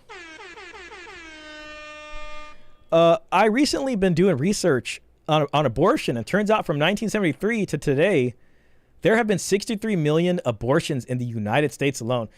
You know, it's really crazy to think about that. When I made this post on Twitter about the dowry system and all that stuff, someone was, you know, he was giving me some pushback and saying, you know, he was talking to me about female infanticide and how like dowry system has always kind of pushed poor people to do that in some cases, which is wrong. And I didn't say this back to him, but I thought it. And I was like, we literally have a Planned Parenthood on the corner, you know, in every city out here. And you can go online and see women saying they specifically got an abortion because they found out they were going to have a son. It's like, what's the difference between like a poor guy, you know, sadly infanticiding their kid, you know, burying their kid and leaving it out for exposure, and someone getting an abortion at 7 months at the Planned Parenthood? It's the, you know, one of them is just done with the white lab coat and some very sterilized equipment and gloves. It's kind of like our food, you know what I mean? In a way, it's like we eat all this food, we don't even remember how it was slaughtered. You know what I mean? Yeah, it's bad and it looks horrible, but don't forget the stuff we're doing is just as bad as anywhere else. So unfortunately, the child infanticide has not ended. It's still going, probably more so than ever. Robert says, give him a like and subscribe if you haven't. Oh, yeah, I appreciate that. If you guys can hit the like button, that definitely helps with the algorithm. Thank you, Robert. I always forget to remind people to do that. Braylon, in a span of 50 years, holy crap. Yeah, so that's pretty much your decline in the birth rate right there at this point. And listen, again, I'm not going to sit here and say I'm some guy who's going to be like, we need to get rid of abortion and be in lockstep with trad con stuff. I don't know. You know what I mean? Last week or 2 weeks ago, we reacted to me interviewing people at an abortion protest here in Sacramento. And it was interesting hearing both sides, but it's a hard to deny fact that you're putting up here. So that is true. All right, go ahead and finish this one out. We'll read the comments after this too. At all. And if it's abusive, if it's an environment that is full of constant conflict, that's actually incredibly destabilizing for children. I don't understand how anyone can think this is a good idea. Federal lawmakers like J.D. This is just complete pandering. It's so crazy. It's like complete pandering. Vance and House Speaker Mike Johnson, as well as former HUD Secretary Ben Carson, have also spoken out in favor of tightening divorce laws. At the Republican National Convention back in 2016, delegates considered adding language declaring children are made to be loved by both natural parents, united in marriage. Legal structures such as no-fault divorce, which divides families and empowers the state, should be replaced by a fault-based divorce. Again, to be honest, I don't even, I get it. I'm not even mad at these guys. And good for them for putting the stuff out there. And I am kind of pessimistic and negative about it, but I can still be a little happy on the inside that they're doing that. I do think that the outcome of this, should these types of laws pass on a state level, it's very unlikely to happen on a federal level. But if they do pass on a state level, I would venture to say that marriage rates in those states will experience a decline. This is the threat. That's the threat, basically. Well, if you do that and you don't let us have our cake and eat it too, then we're just not going to get married. I don't even know if that's true. I think enough women would still make the decision to get married because at a certain point, it's just such an important thing in your life. They'll probably do it anyways. Robert Spencer says, in general, children do best in intact families, studies show. And that's true. And it's like every single person you ask about marriage, they're going to give you the whole marriage is work. It's not always easy, blah, blah, blah. Like, yes, they have their problems. You know what I mean? And even in a crappy marriage, I would venture to say, I don't want to claim that this is true, but it probably is better than, the alternative. I don't know. You know what I mean? So there's something to be said there. At the same time, Braylon Barnes says, at the same time, I also believe that children deserve parents, but most parents don't deserve children. Man, the difference is intentional versus unintentional. Unintentional, like if you're like just going out with some chick, and the birth control fails. I interviewed a lady at the abortion protest, an older woman who said she got an abortion and it was because her birth control failed. And it's like you're in a situation and then all of a sudden unintentionally you guys are going to have a child. Then that puts you guys in a situation, then you guys got to do what you got to do versus like intentionally. I think if people are going to have kids, they should intentionally do it. Like whether you're married or not married, if you guys both make the decision, like we are going to have a kid, you know what I mean? It's not just going to be like, oh crap, my birth control failed. I forgot to take the pill. I think that's definitely a better thing and would probably put you more on the fence of deserving to have a kid, but I guess I agree with you, but at the same time, it's just like once the kid's there, and then it's just like you gotta do your best at that point. But I guess what I'm trying to say is a lot of it can be unplanned to a certain extent. Get married, that is. All right, moving on. Because if you know that it's going to be more difficult to divorce your partner, should the marriage end up kind of falling apart, well, maybe you don't want to take that risk of getting married. You know what? She's using this as an argument, but it's like, yes, you should think about what it means to actually sign the marriage contract. And she's literally making the case for MGTOW guys right here. This is what... falling apart. Listen to this. Well, maybe you don't want to take that risk of getting married. Yeah. Partner, should the marriage end up kind of falling apart, well, maybe you don't want to take that risk of getting married. Isn't that exactly what the guys are saying right now? Like, listen, if we sign this thing, we got this huge chance. Like, it's such a problem. The risks are greater than they've ever been before. Maybe we don't want to take the chance signing that marriage contract. And it's like, when she says it, it's okay. But when the guy says it, then it's like, oh, well, you guys just don't want to be men. Time to come shame the guys. Let's bring out the traditional masculinity whip on you. It's like, it's the same argument at this point. Like, yes, and if anything, yes, you should have to think long, and hard about, do I want to get married to someone? Is this the decision I want for my life? It shouldn't just be this buzzer beater marriage at age 28 where she's just trying to lock that in and get that 1.4 kids or whatever and a parachute on the way out. And legislation banning no-fault divorce is, again, unlikely to ever pass on a national level. But if red states manage to enact these bans, couples in those states could be out of luck. Divorce laws generally include a residency requirement, which would make it difficult for people to even cross state lines in order to get a divorce. And that's what they used to do in the beginning. When not all states had no fault, it was called forum shopping or state shopping. And, you can go to like different places. I think like Nevada, possibly California. I've mentioned this on the channel before. If you walk into William Ridgway Courthouse, I really need to walk in there and get a picture of this. I just need to go there on a weekday, get past the metal detector, and then on the left side on the wall, there's a framed photo, and it literally says the original home of the one-day divorce. Because remember, California was the first place in Sacramento, where the governor was, to have no-fault divorce. So it's proudly displayed in the Sacramento Superior Court where the divorces happen, home of the original one-day divorce. So that's how you got people coming here, because they're like, let's go to California, stay there the minimum time, get the divorce, it'll be quick and done. And that's how they sold it. Like, look, it's the cheapest way to get a divorce. It's not costly like the at-fault states. You can get it in one day. Oh my God, it's like a hamburger. Luckily, so far, none of these efforts have succeeded. And Denise Lieberman, who's a professor at the university, at the Washington University School of Law, doesn't think they will, saying, quote, I do believe that the train has left. Listen, man, and this is what I say when I mean traditionalism isn't coming back. We are far gone this road, The station. I mean, we've had no-fault divorce now for 50 years, but I didn't think the Supreme Court would overturn Roe v. Wade, which we had for 50 years, so I suppose we will see. So no one knows for sure. No one has the ability to predict what's going to happen in these red states that seem to have lawmakers hell-bent on ending no-fault divorces.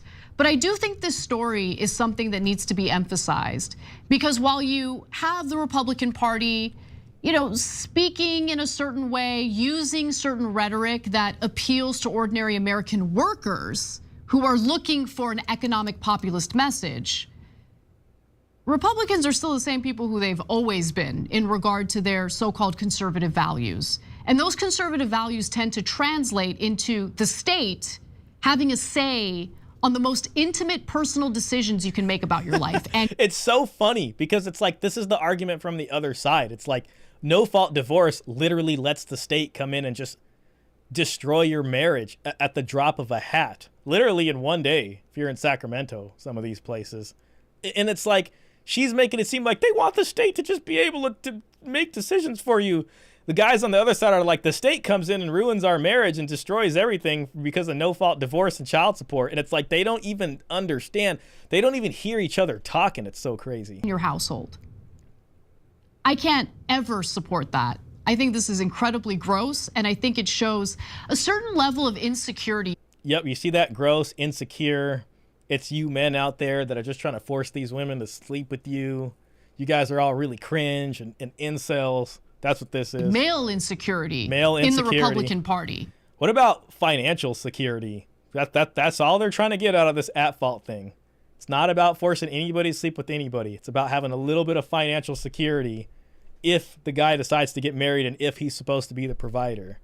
This notion of having to control the decision-making of women in order to serve the best interest of men. That's the way this comes across. I don't think all conservative men are these. See, and it's just like, it's just about trying to enslave the women for the best interest of men. It's like, no, it's trying to look out at least for a little bit of interest of men, especially if you want them to be providers. It's just like, both parties' interests need to be represented in a contract, and someone breaking the contract goes against the other party's interests who signed that. There needs to be some some consequence for that. Insecure cowards. I do think Insecure cowards. Oh my God. that they're overrepresented in the Republican policymakers and lawmakers in this country, though, and that's a damn shame. Oh shit. In spite of all Oh this. damn it. Well, let's go back real quick and see the comments. My mouse. No fault divorce. All right.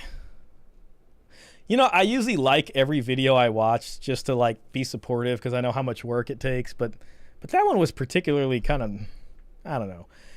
All right. Here are the comments. Just end all financial incentives for divorce, including alimony.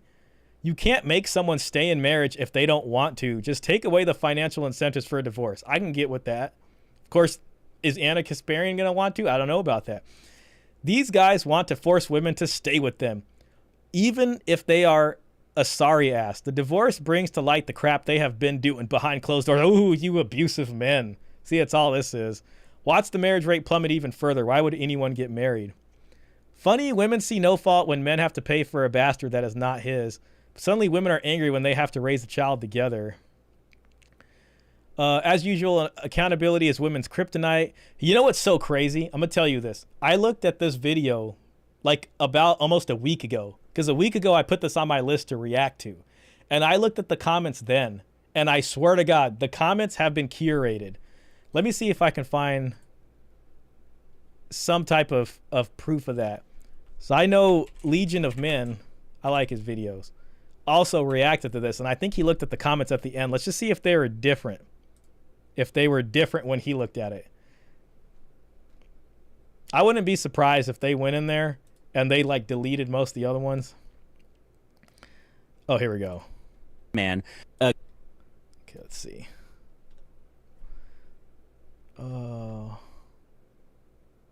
Did he look at the comments? I don't know if he did. Damn it. Oh shit. Let's see. No, he didn't. I thought he did. Oh well. Yeah. I mean, when I looked at this originally, most of the dudes are just in there calling it out. 20 years. Wife wants a divorce. I will. Oh shit. Let's see. A war on men is laughable. Okay, say that about women, and would that be offensive? Sort by. Oh, this is on newest comments. I'm sorry. Top comments. Getting rid of no-fault divorce will weed out all the bad marriages. Ask any man in the military what he thinks about no-fault divorce. Okay, sorry. They didn't weed out the comments. Yes, they are still overwhelmingly against her. Disingenuous take by Anna. You know what? This is what I'm going to like about the video. People who don't get along can still divorce. Don't get married. Easy enough. Casual relationships from now on. Oh, there you go. That's just what it's going to have to be. Her narrative, the pump and dumps will continue till things get better. Her narrative isn't adding up. She's arguing that no-fault divorce allowed women to leave abusive marriages, and yet an abusive marriage would constitute a fault. Exactly. That's what we talked about with the Steven Crowder aspect of this. So what is this so-called abuse she's talking about? My husband told me no to what I want, so I'm leaving right away. Way to miss the point. Restricting no-fault divorce doesn't aim to make divorce harder. It aims to remove the incentive to cheat or casually leave. Someone who breaks the contract shouldn't be able to... At least the people in the comments got it. Thank God. So your wife or husband can sleep with the entire neighborhood, and if you earn more, that they get a reward, half your assets and your life earnings. That's a great deal, isn't it, Anna? Okay, thank God. I got a little disappointed at first. I was like, oh my God. Really? Did they really go through all these comments? So you're saying that women should be entitled to everything just because they are princesses. There are stories where women cheat on their hardworking husband and end up getting everything he worked for. That goes to the military guys too, including the kids.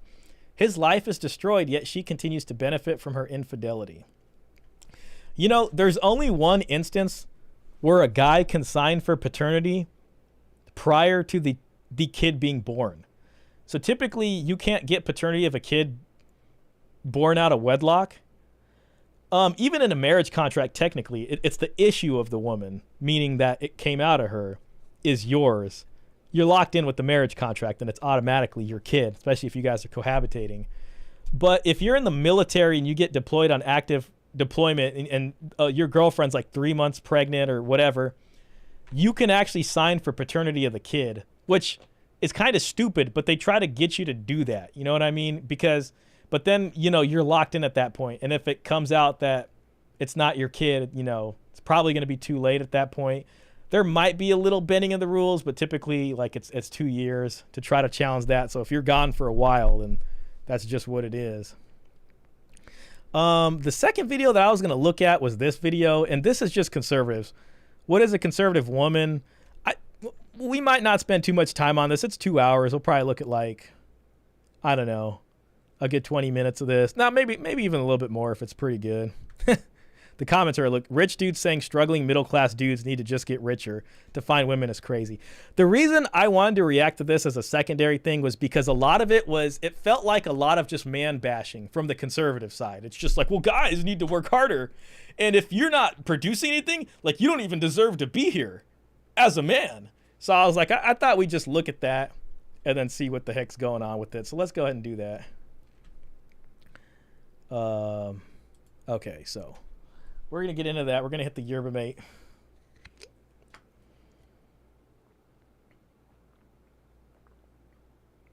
All right, here goes. Smart. I've watched a lot of her stuff. I'm not even hating on Lily, but it's funny how, like, people just love to see women say something. And I'm a culture jam. By the way, this Lily person is here. She kind of put a TikTok out and said the N-word, and somehow she got really popular and then became the darling of conservative media for a couple of weeks.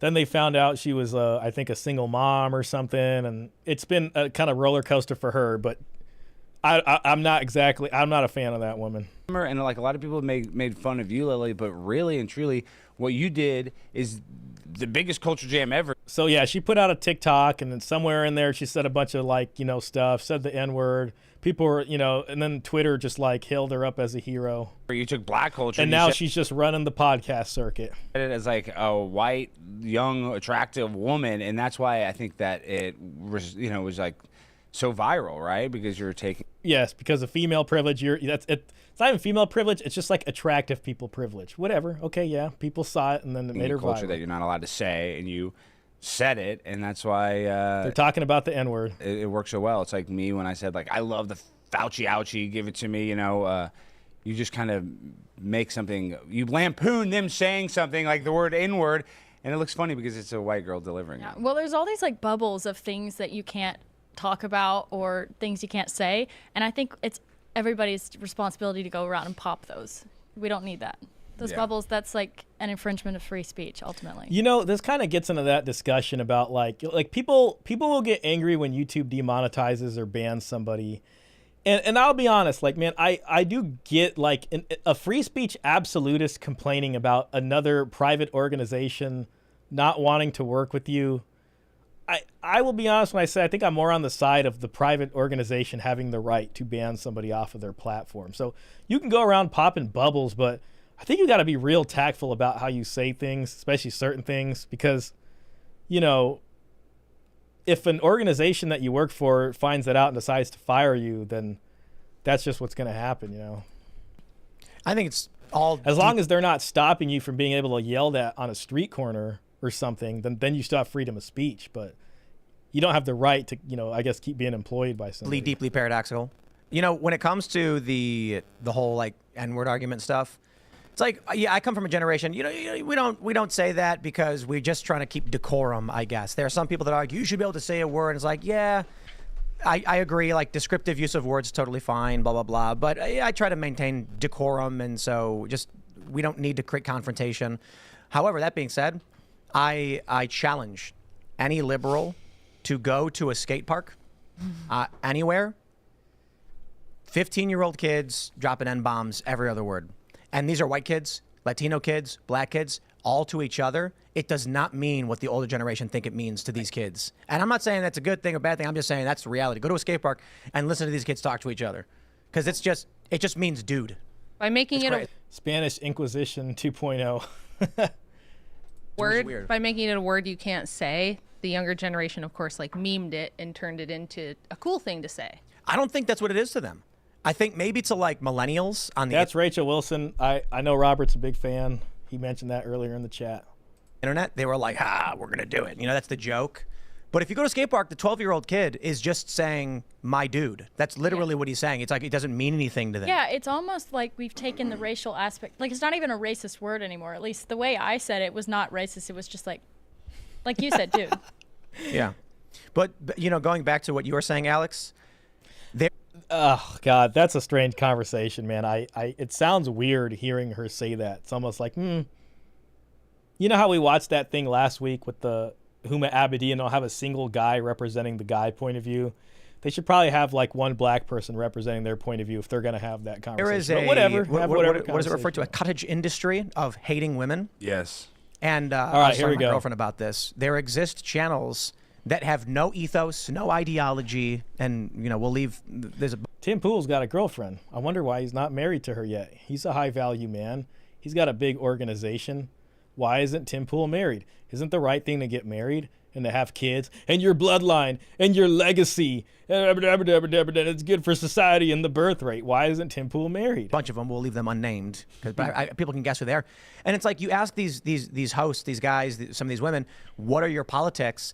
And they'll just defer, like, well, I'm not, you know, I don't know. I'm just saying, because their whole thing is, I got a bunch of angry guys who watch me, and it feels good when we blame women for why they feel bad. Christian Hernandez, hey, welcome in. I can't remember if it was you, but I think you might have been someone from last week that was from Spain. But if that's you, man, welcome in. And if it's not, welcome in anyways. I think that's reactionary to several decades of overwhelming feminist propaganda saying that men are toxic, masculinity is bad, that you can't act in a manly sort of way, and now public school systems also treating little boys like pariahs and giving them ADHD meds. So they have to sit still and be quiet. And this is, if you're not familiar, this is Rachel Wilson, and she's married to Andrew Wilson, who frankly is like an A+ level debater on here. I'd say he's probably like one of the best debaters on YouTube right now. And I kind of classify them. I classify Andrew as a hardcore tradcon. So there's tradcons, then there's hardcore tradcons. And Andrew's kind of the guy who calls out a lot of the other tradcons, but he's still way far on the tradcon spectrum. Which, again, you know, like I would take a sort of at-fault system, but I do tend to have the belief that their solution to things is going to be heavily, you know, rooted in their understanding of Christianity.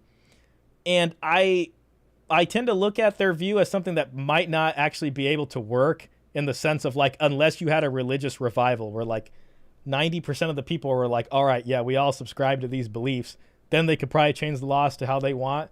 But without that, like with the Anna-Kasparians on the other side, it seems like it just probably won't work. But he's very entertaining to watch. The girls and just highlight things and organize stuff, right? Like we've criminalized masculinity to a degree and put feminism front and center and made it the air we breathe. So I think there's just a lot of reaction. I think it's a reactionary movement. Like Christian was just a bunch of straw mans from out of touch simps who watched too many Disney movies. That's exactly what it was. And it became more, you know, man bashing. It's just this really weird thing. It's like, we're going to watch, like we watched with Huma Abedin. All I can remember, I don't even remember the name of the damn, what was that, of the host of that show. I just remember Huma Abedin because of Anthony Weiner and that whole thing. But it's like, whether it's the left or the right, it's just like everybody's got to blame men. Just blame men all the time. And it's like, oh, you don't even deserve. Some of the stuff Tim Pool's going to say here is like kind of cringe. a lot of the other ones that we're dealing with. Fair use. You know. I completely agree. I'll tell you what it was like for me when I was younger.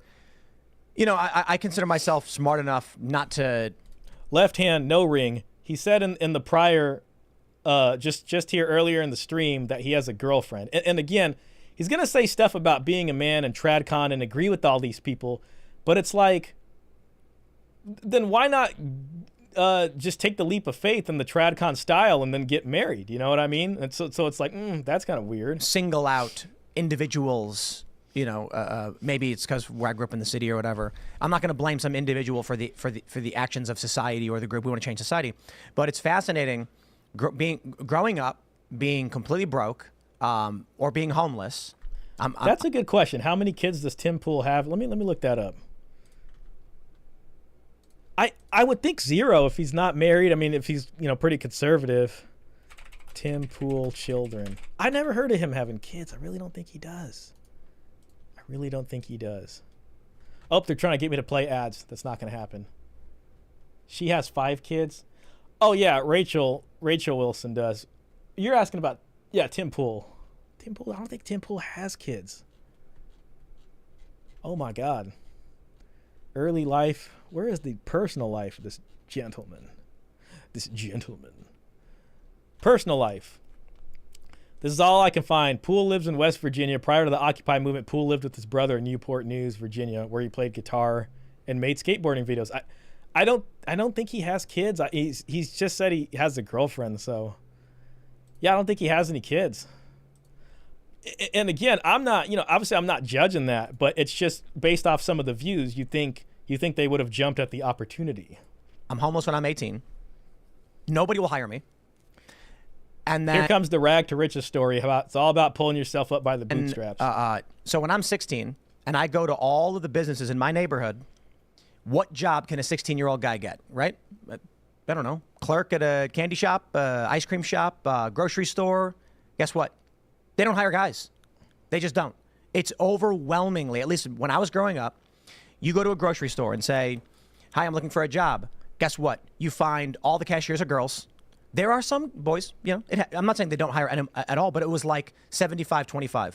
All of the shelving and the facing, 75-25 girls. I went to... yeah, they're probably doing that for the customers. Oh, man, Caesar. Big shout out. Thank you, man. I feel like I almost got to get another sound effect for the donations. I got to go back and read some of these other ones, too. Let me get this on the screen. Even with the religious revival, the churches are still heavily gynocentric. I'm a lifetime Catholic and go to Latin Mass, and I had to walk out during the Mother's Day sermon. The pandering was outrageous. Wow. That's kind of wild hearing that from you. I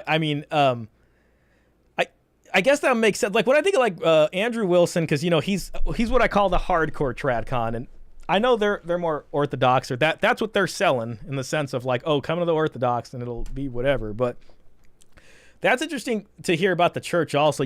I got a really good buddy of mine is Catholic, and if I have it right, to Catholics, marriage is one of the, I believe, 7 sacraments. And there's some type of classes proctored by the church, which you kind of got to do, and it teaches you about marriage or stuff. And he asked the church, I guess clergyman or whoever proctored the class, basically about annulments. And there's kind of a story with the church and annulments.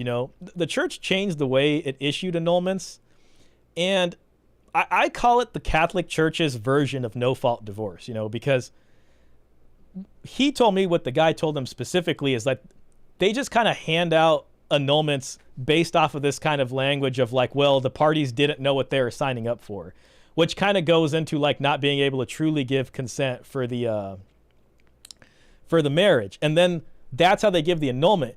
I think the real problem that the church faces is that these women have no-fault divorce. They get a no-fault divorce, but they still have a covenant marriage with their husband.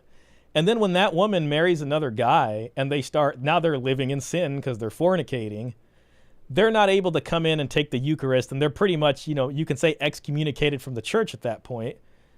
The church's way around this is to easily give an annulment. Because if they don't do that, they're going to probably lose these women congregants that come into the church, and they have this problem of retaining and stuff like that too. So it's really interesting to think about, and that's how you get this pandering, though. That's what I was getting to. That's just probably why they do that, because I don't know, that otherwise they might lose so many of these people. Robert Spencer says, nope, he doesn't, but everyone else should make kids. Yeah, exactly. Christian Hernandez, it's actually a paradox. The weak men blame men. The strong men actually fix the problem, which would require correcting women's behavior. Yeah, but, and then these same guys that are saying men should just pull them up by the bootstrap would probably come after the quote-unquote toxic guy who's trying to fix the problem even. Baskin Robbins, and I'm like, I need a job. Everyone there is a girl. When I turn 18, what job can I get? Manual labor? Yes. It pays nothing. My friend's sister comes home one day. We're playing video games, like it's like 11 o'clock, and she's got 200 and some odd dollars in cash. And my friend's like, he was like, "Oh, how much did you make today?" And she's like, "Oh, like 230." And then he was like, "Oh, wow." And then I was like, "You made $230 in one day?" She's a server at a pizza restaurant. And I was just like, "I just worked 11 hours. I lifted 50,000 pounds and I got paid $40. So it gets really frustrating then when all of that stuff is around you for these entry-level jobs, and then you are told it's your fault, you're the problem, and you have all the privilege in society. It's so crazy. He's saying that now, but like later on, he's going to kind of get in and kind of just get on men's case. That being said, you know, when you start getting older, guys start getting older, it starts to flip. Yeah. It inverts. And I love how conservatives are basically just talking about red pill stuff. There's just been this weird thing where like the red pill stuff got so big, and I can see a kind of hijacking of like red pill points. Like, I don't know if Tim Pool would have ever said that about the flip if he didn't get that from like the red pill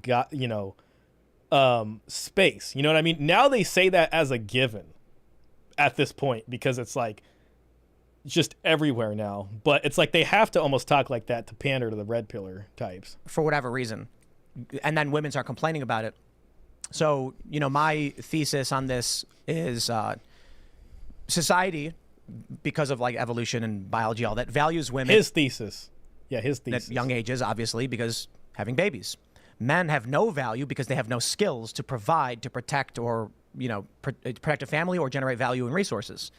So if you look at the scientific research, you see that a social value of men starts at the bottom and for women starts at the top. Like, he got this, whatever. I'm just saying, he got this straight out of the red pillars, you know, content. And he's just like, my thesis. But what happens at 28 years old? They meet. Right. Yes, they call that the wall. Where women are going, hey, this is BS, my life is getting worse. And men are going, hey, things aren't so bad. Yep. Yeah. No, I agree. You know, once I hit 30, my life did actually get better. But, you know, I also think and I guess this is different. He's got to reconcile this with obviously TradCon's advocating for men getting married young. It's like, he's going to say men don't have the skills now, but it's like anywhere else in time, the men got married way earlier. Like, what does that mean? You know what I mean? So it's like, why rag on the guys now if you're going to say, well, they got to work hard until they're 30 anyway? So they got to reconcile that because, no, they were getting married a lot earlier. Point you're trying to make, but to what Rachel was saying, when it comes to especially if you want these couples having 3, 4, 5 kids together and not just the standard 2 kids. Women, the digitization or the digitalization, I don't know what the word for it, the dating pool, I think that's what's making it so hard to make connections, because we said this last night on your show. Exactly. He took that from us, and he's like, my thesis, if you read the scientific literature, come on. You did not... That was a pure hijack right there. That's like when a comedian steals another comedian's bit. That was bad. Yeah, let's acknowledge the problem, but let's not do anything to fix it. Straight jacking. Yes, exactly. Yo, Shadrach, welcome in. With these dating... Oh, yeah. So we said it, excuse me, we said it last week on your show. The dating apps are so toxic and superficial where people are just swiping and the girls get hit up way more than the guys. So it kind of makes men mad at women. I don't know how else to describe it, because they're sending all these messages and women are playing them. These women are getting like so many more messages. So I think like dating in this dating world that we have, this modern dating world, is why men are starting to hate women so much. And I think I mean, this whole thing about dating apps, this is another thing that came from men sharing notes in the red pill spaces. I mean, this was the whole red pill subreddit and probably the prior forums of the primordial soup of the manosphere. And, you know, this TradCon guy is sitting here talking about it like he figured it out. I mean, listen, I get it. Yeah, at some point, it's just kind of weird. Yo, Klaus, welcome in, man. Great to see you, bro. It is hilarious. There's no scientific research on anything Tim just said. He definitely took that from the RP. Yeah, it's just funny. And listen, I shouldn't harp on it so much. It's just funny because they're just saying that. So, like, it's weird. Like, I think when people just hear things, they almost forgot where they hear it from, and all of a sudden it's like, it's literally that meme where the guy's like, you made this? And the guy's like, yeah, I made this. And then the other guy holds it and he's like, I made this. That's exactly what it is. That's why men like that content where women get lampooned. Yeah, I think it's a lot of what you were just saying, but also, so all of these things combine, and then you'll get a guy who has got a frustration for one reason or another, and then a YouTube channel pops up where they're like, "Did you know women be dumb?" And the guy's like, "Yeah," you know what I mean? And it's like, people got to get onto the real world. You gotta go. That you're talking about these dating apps. Coming from the guy who's there's no wedding band here on his left hand. I don't know if this is a mirrored camera, but these words are not backwards. He just said he has a girlfriend. So this is going to be TradCon Tim Pool talking about how these guys need to go touch grass, and he's been out here with a successful show making all this money off YouTube, and he instead has a girlfriend with no kids and isn't married. Strange. It's not. I'm not going to tell anybody to get married or have kids, but it's just when you're putting forth these values, it is a little strange. It's going to come into question. Apps, and this is why they made Bumble. Women on Tinder, they open their mailbox or inbox or whatever it's called, and 17,000 messages, and they just scroll through and look for a guy who's got an attractive picture. And I'm sorry, I just got to see how old Tim Pool is. Just to Tim Pool, Wikipedia.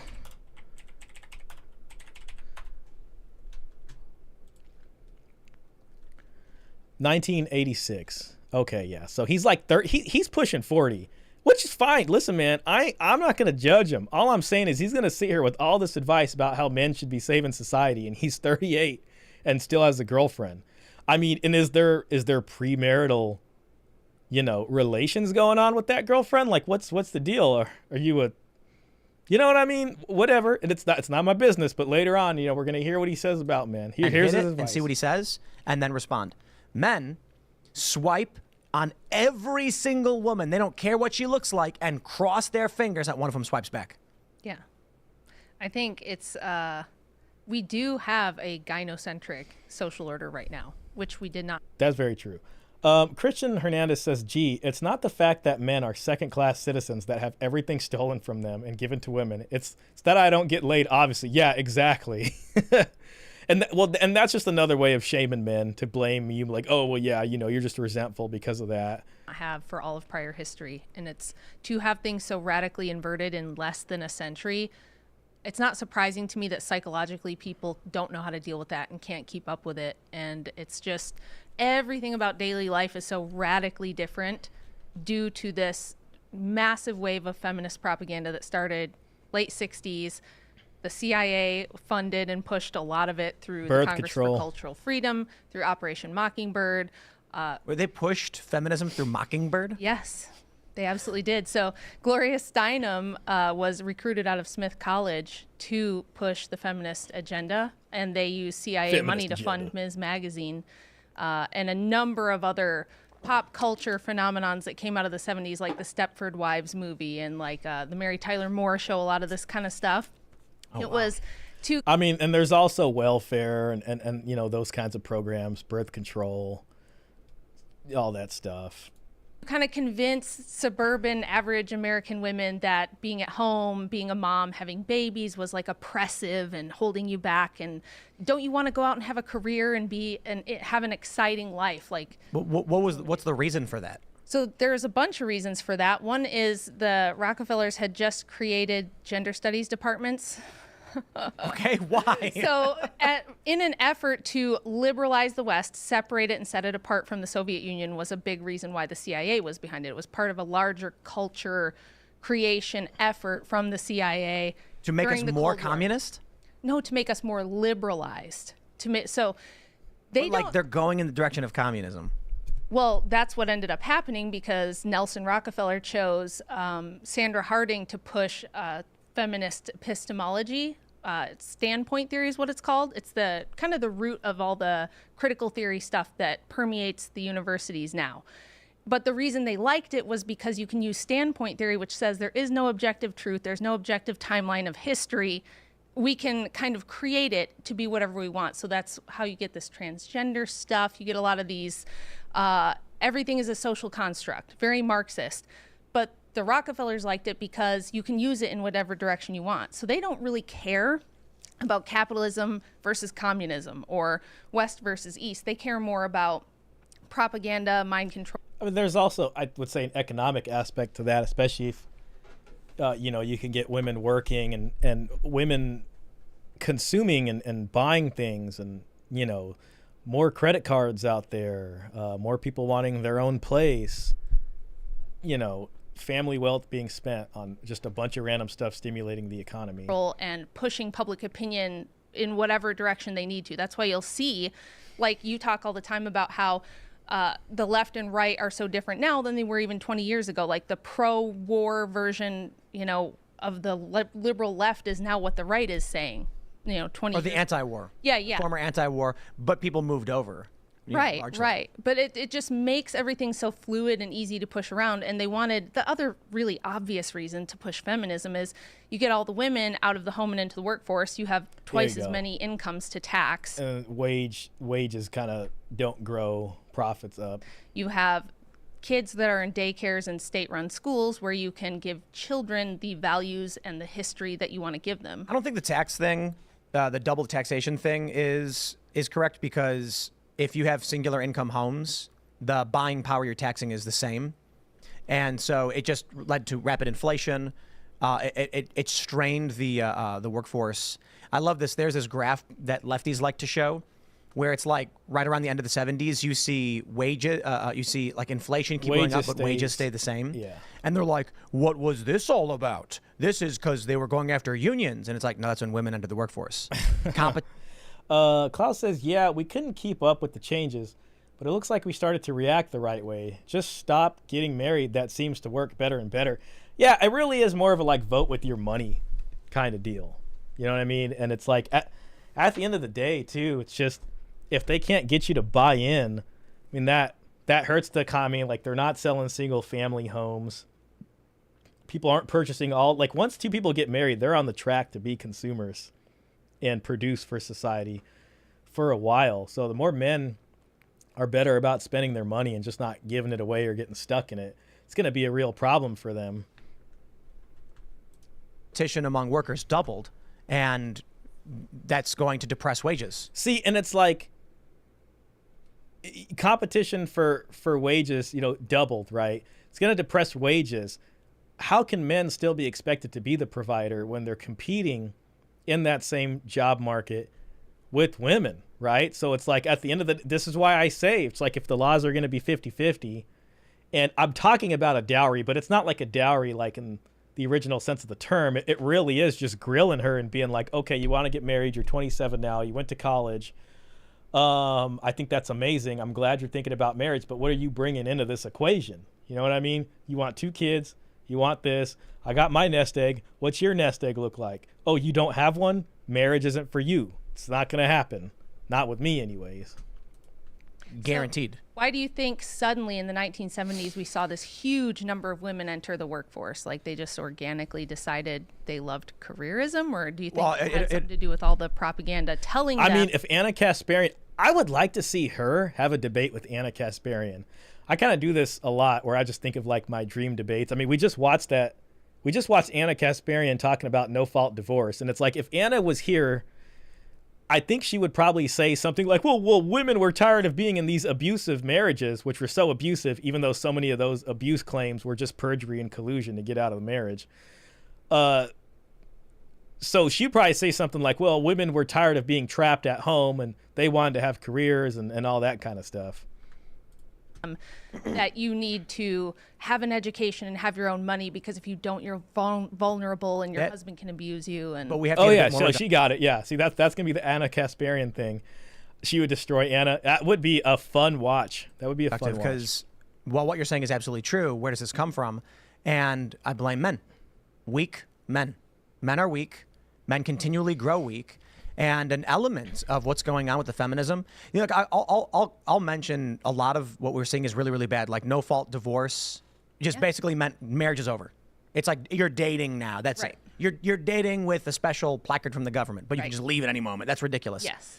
And these are bad things. However, you know, all these guys that are watching these anti-women channel, like, I try not to be a dick to people who want to figure out how to better their life. Here we go. Lives. Like if I see a guy going to the gym, I'm going to tell, like, and he's fat and he's overweight or whatever and he's struggling, I'm going to be like, bro, you got this. You know what I mean? So I see these guys who are watching these channels and all these guys that are watching these channels, man. Part of me is just like, that's stupid.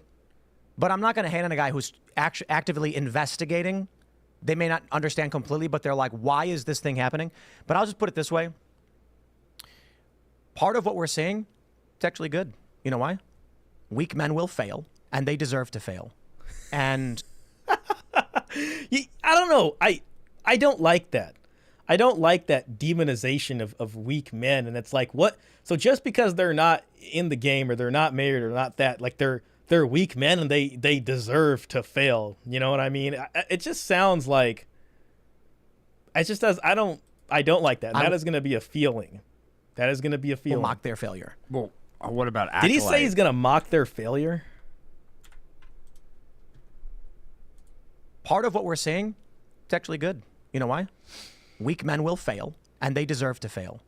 And I will mock their failure. I will mock their failure. It's like, listen, if there's a lot of homeless people in Sacramento, and if I walk or drive past a homeless person, and I don't care, I've seen homeless guys doing crack straight up on the street, but I will never mock a homeless person. I will never mock someone that's doing bad. How do you feel good about yourself mocking someone that's not doing well? Like, it's the shittiest thing. That's the complete, like, pulling yourself, self-improvement fixes everything, kind of hammer, you know, everything looks like a nail with this hammer mindset. It's just to me, it's a bad, uncreative mindset. Shoot us right now. I've got an infinitely larger number of kids than Tim does. Infinitely. I think if you have any kids, that's probably because he has 0, and I did at his age. Yeah, Tim's such a douche. That's definitely a douche thing. Tim Pool is a fence sitter, constantly trying to debate both sides of the argument.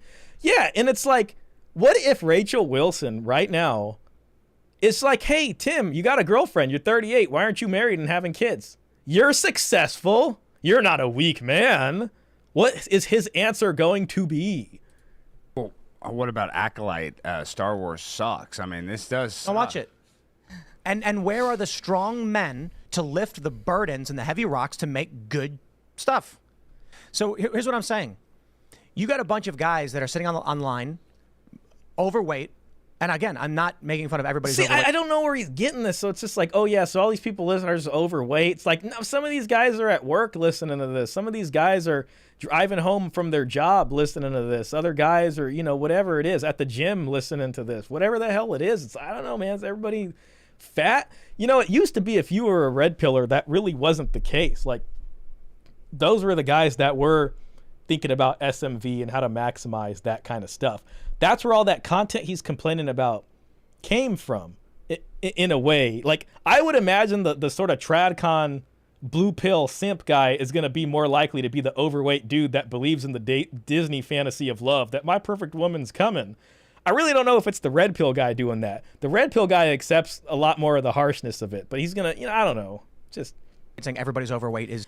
Dan, man, I don't mind with the idea of a genuine weak men failing. The problem is who determines what is weak men. It gets used as a whip is the thing. And again, if there is a genuinely weak guy failing, I still don't like the idea of like mocking that person and like being proud about doing that. That does not bring me joy. And you know, if these guys are supposed to be religious guys or whatever, I don't know if Tim Pool's religious or not, but it's like, aren't they supposed to extend the hand of love and help instead of mocking someone?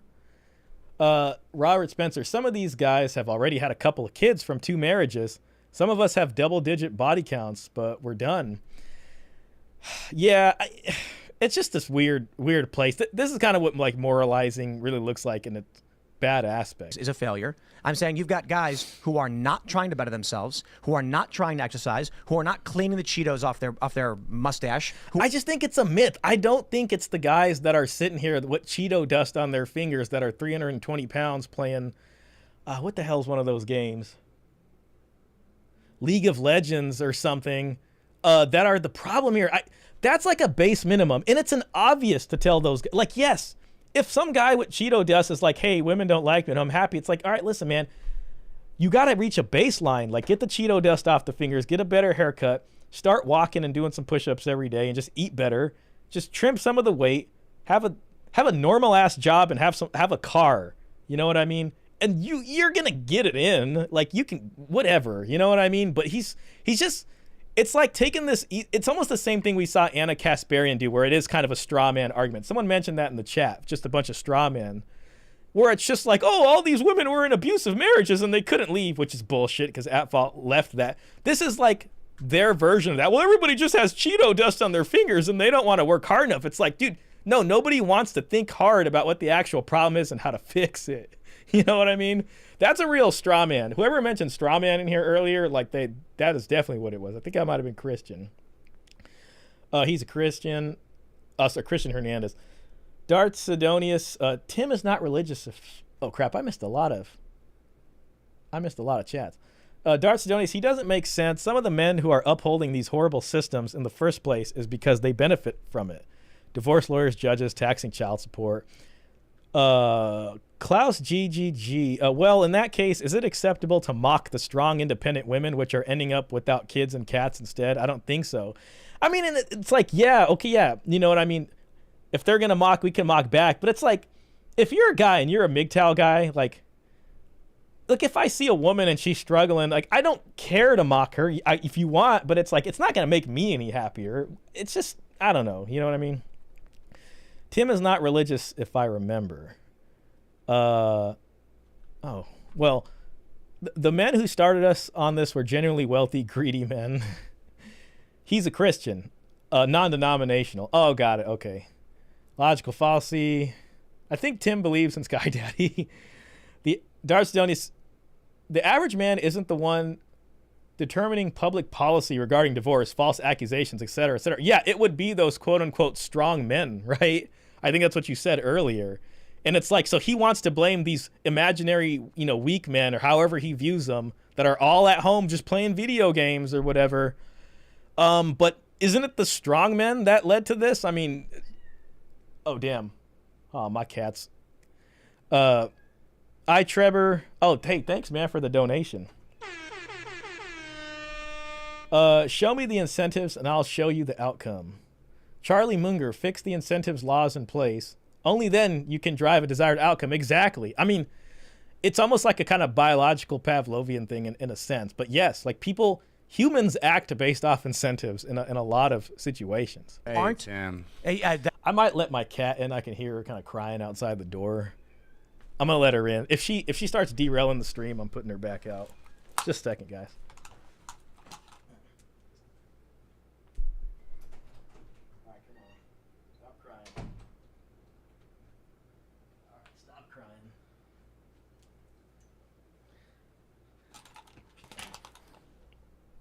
All right, tell the people what they want to hear. No? All right, chill.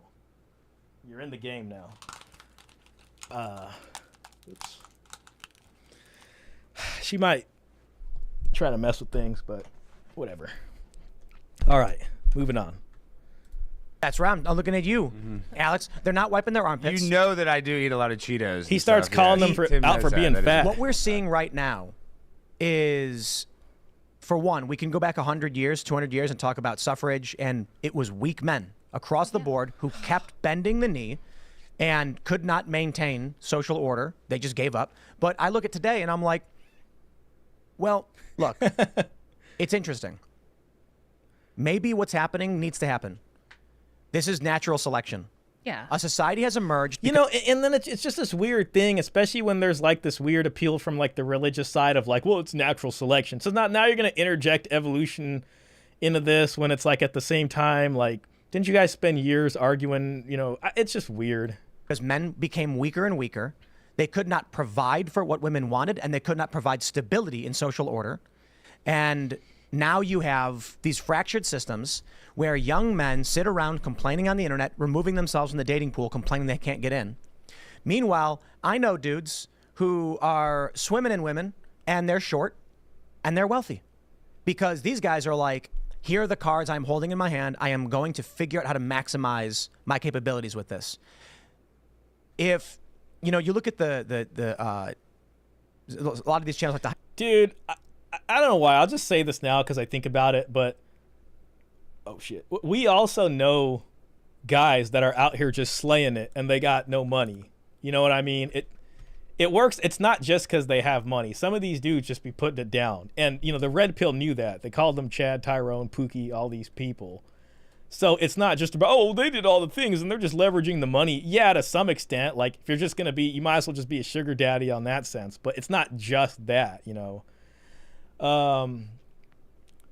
Kat don't want to talk now. Yeah, she's just sleeping. LOL, I could get it. I could get in. I just don't want to. Exactly. And that's them just, you know, whatever, playing the game. It's just weird. And then he's here. Okay, so your buddies are out here just slaying it because you know these guys. I don't know if they're your buddies. You can't see it, but I'm pointing at his finger behind my camera, and it's like, well, why aren't you being a strong man leading these women out here and creating families? I like these dating apps. Klaus says, so this is a world where only Chads are reproducing. Not sure if the women will like that outcome in the long run. You know, it's because like all the societal checks and balances, like, listen, we have so much security ever. Like nothing is threatening the mainland, so to speak. You know, we haven't had ever since like the nuclear weapons came, I think it kind of pushed war off, at least with countries that have nuclear weapons. It's like, it's not been in front of our faces for so long. But, you know, it's just at the same time, you got these laws. It doesn't govern sexuality at all. So the way mate choice seems to happen seems to be almost like there is no law. It's just like natural barbarity in a sense. I don't want to call natural stuff barbarity, but it has kind of gone back to some almost wild level stuff as far as who people are choosing, because, you know, it ain't illegal to choose that. Listen, it's not illegal for a man or a woman to go out there and impregnate 5 different partners and have a bunch of kids with them. I mean, I've seen child support cases on both ends like that, all, you know, pretty frequently. You'd be surprised. Darstonia says it's funny because, and this is related to why you might not want to vote. Princeton in 2018 did a study where they wanted to find out who had the most influence on laws. They found out that average people had little to no effect on what laws got passed. That's actually really interesting. I'd like to read that. But that makes sense, because part of the like propaganda, I don't know what word to use, is that, you know, it's like they make you feel like you really did something if you go out to vote. If you get off the couch once every 4 years and vote, like you are just the greatest. You know what I mean? But it's like, is that really what political action is about? I don't think so. Where women, they only want the top 20th percentile of attractive men. And lobbyists, corporations, think tanks, etc., were the ones that had the most influence.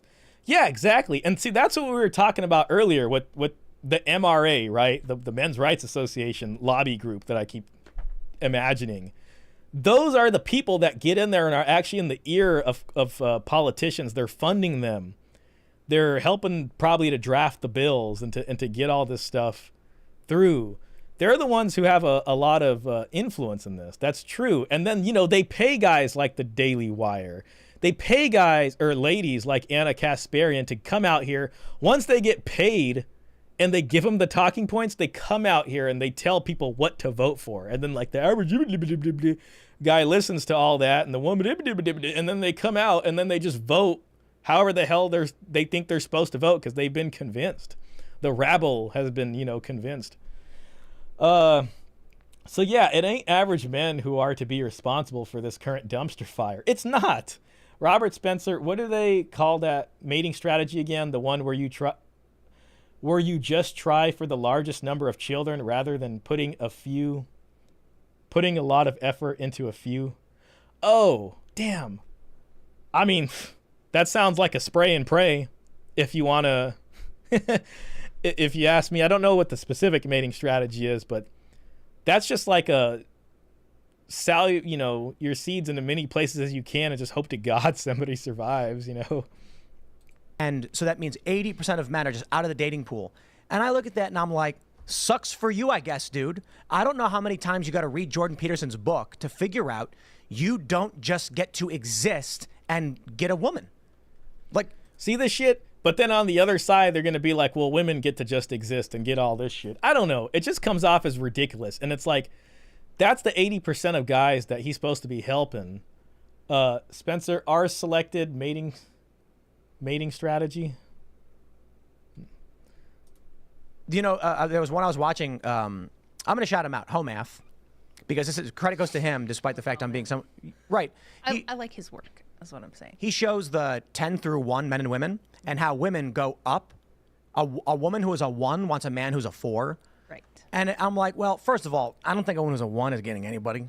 And like, They That's not true. do. Wait, I have to cut you off, Tim. Yeah, Because they shockingly do. well, if you've watched my shockingly do. But let me make this point. If you've ever watched my 600-pound life, there's literally 600-pound women. They always have a boyfriend. No. They always have a boyfriend on I that see a show. 600-pound woman is like a 4. Yeah. What is a one? Like a burn victim? Yeah. No, burn victims can be.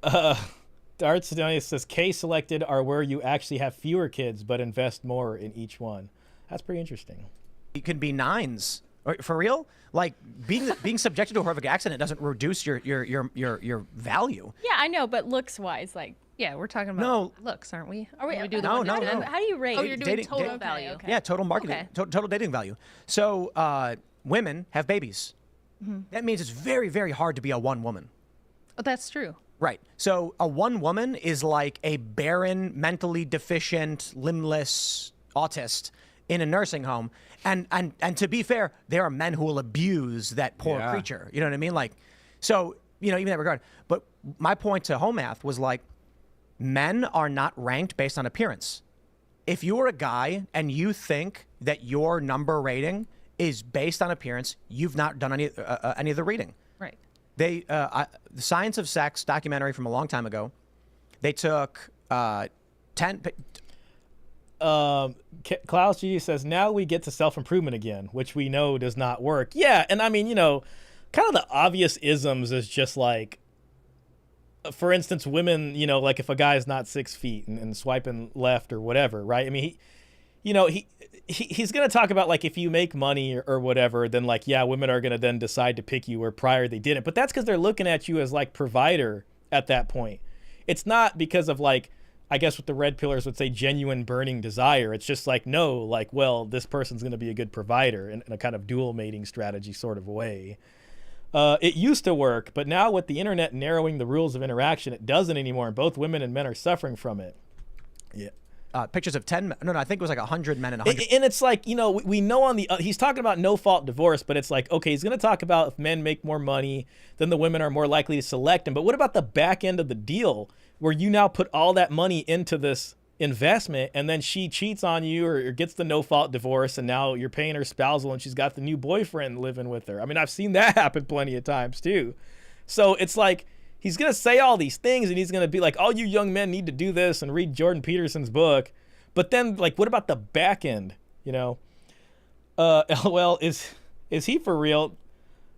There are plenty of women who sleep with guys because they are hot and these guys are yes. And it's like the red pillars, especially of the early days, knew that. You know what I mean? That's where those kind of archetypal characters come from. Just them understanding that.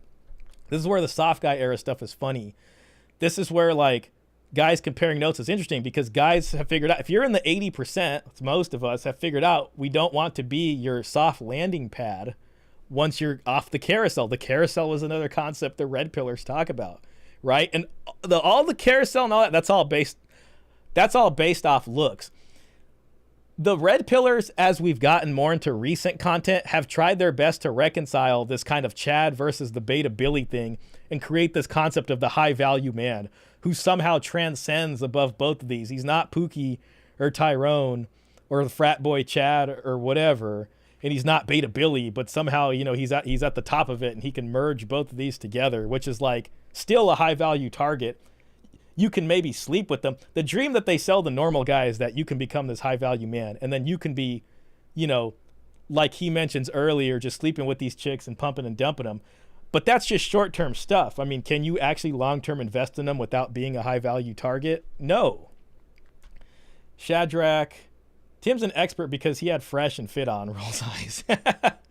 Yeah, I mean, they're going to be the only like charitable thing I can give for the fresh and fit is that they at least style themselves as a self-improvement podcast. You know what I mean? Like, at least they're more open about like, yes, we're self-improvement. We're like, but it's like they got so popular, it becomes this thing where it's like self-improvement's always the answer. And it's just not. There needs to be a coordinated effort to change the system in a way. Klaus GGG, oh, we are not selected by our body features. How about the minimum height? Yeah, exactly.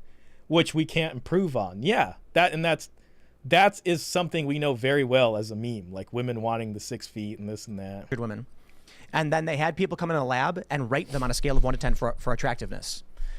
They then took those pictures out into the streets and said, here's a picture, went to a woman, said, here's a picture of a guy. How would you rate this guy on a scale of 1 to 10? Guess what? The tall guy in the flannel with the rugged good looks and the wavy hair, they were like 9, 10, ooh, 9. And then, you know what they did? They showed this frumpy, chubby guy with thin hair and glasses and, you know, ugly. And the women were like, ooh, 5, 4. Then they added biographies. They made the guy in the flannel a manager at a theater who made $35,000 a year. They made the fat guy a software engineer who made $500,000 a year. And guess what happened? It flipped. Yeah. Man, it evened out. I don't like. I just don't really think this helps his point. The fact is, he just said their first instinct is based off the look. The first thing they're going to see, even beyond the money, is the looks, and that's what they're going to go for first, and that's what's going to be the genuine burning desire. The money thing is just about this long-term sort of, you know what I mean? Is this going to be comfortable for me in the long term? But that does not mean that their attraction to who he just said in the beginning of the experiment isn't genuine. It's not like their attraction just dies and suddenly you're giving them the tingles, as they used to say in the red pill lingo. They're still attracted to that guy. It's just that you got money and they're like, oh, this guy can be useful as a utility for me. Not that I'm actually like got genuine burning desire. It's kind of crazy. It's just very weird how like he doesn't get that. Yeah. So now all of a sudden the frumpy ugly guy's a 6 or a 7. And it's like, you got to be kidding me. That ugly guy, well, he's rich. He can provide. And so men get mad at women for being gold diggers. And I'm just like, that's the stupidest thing in the world. Well, that's like what we were doing. I don't even, what the hell is he talking about? That experiment just damn near proved, yeah, they're gold diggers. They wouldn't have taken before. Then they figured out he had money. Now combine all that with no-fault divorce and birth control, right? Like that woman's going to be able to sleep with the flannel suit guy or the flannel shirt guy who's making $35K at the movie theaters chilling. And then, you know, they're going to dump the other guy after a while. How does he not put that together? It's hella weird. Designed for like these people, they always contradict themselves with their logic. By the way, this woman is a single mom, and that's how, you know, she said the N-word, she got popular, then it came out later that they found out that like she's a single mom, and her initial video was about how like women don't care about a man's money, you know what I mean? And you know, so it's just funny. They want women to be a stay-at-home mom or whatever, but in order to do that, you got to have somebody who at least can bring in enough money to make that possible. You know, like I feel like women don't really care about, like I don't really care about looks so much. You're just looking more for somebody who's competent. You feel like, okay, you're somebody I can actually trust. Like you've got your, you know, coming from the single you've got mom. it together. You can lead the family. And then somebody who has the ability to work or will work. It's right. Not really so much the money, it's the ability, will you go out and work? So I don't think you know what's funny? And then on Twitter, her and Rachel actually started beefing on Twitter like right after this interview. So, and it was because she was supposed to be on the Fresh and Fit podcast, and then she started like dissing the Fresh and Fit podcast and just saying, I don't want to be on your show because I don't agree with some bullshit. And then Rachel came out and she was defending Fresh and Fit podcast from this woman. And then Rachel started saying they were having a conversation in the car and she said some shit that I guess wasn't conservative or whatever. I got to dig those up. Klaus says, so getting chosen by money to get fleeced by the next divorce is something I should go for.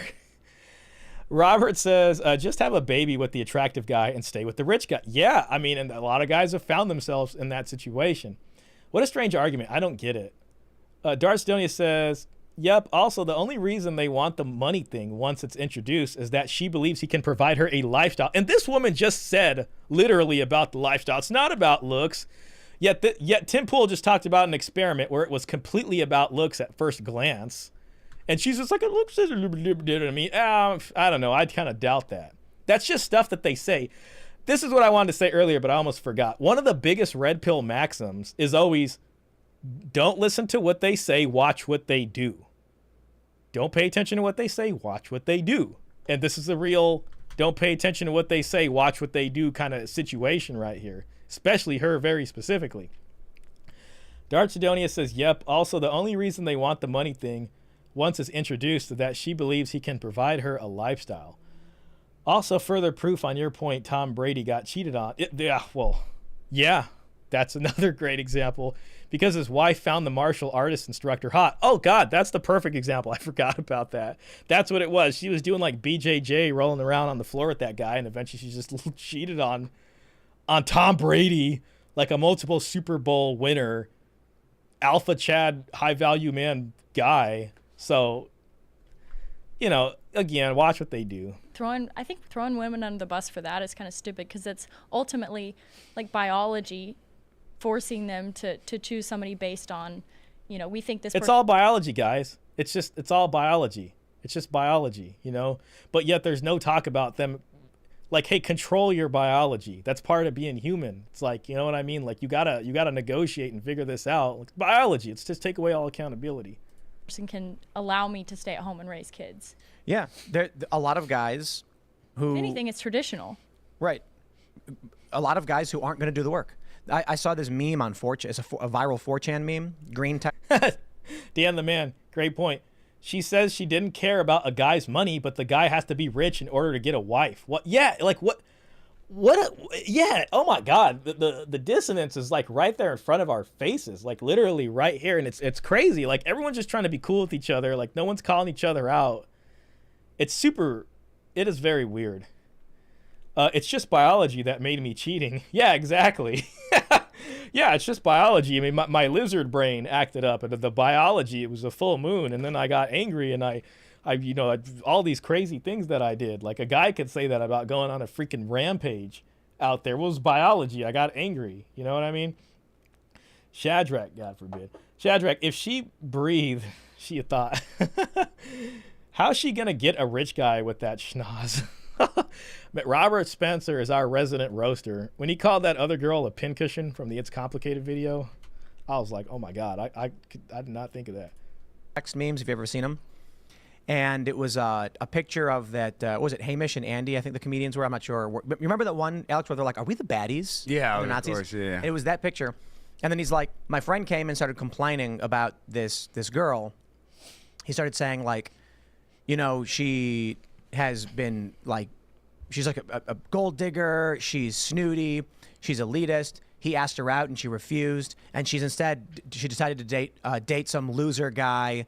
And then he was like, oh wow, he's like, yeah, I hear that a lot. So he says, I decided to look up who this guy was, and he's like, he's an athlete, he's fit, he's 6 feet tall, he works at a charity helping children. And then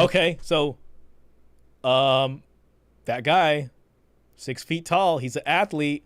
He's basically describing Chad right now. He was like, my friend is obese, lazy. Why would he name something that another guy can't control, like the height? Like literally in his example there. Doesn't want to go to work, won't wash himself. And he was like, I think we're the bad guys.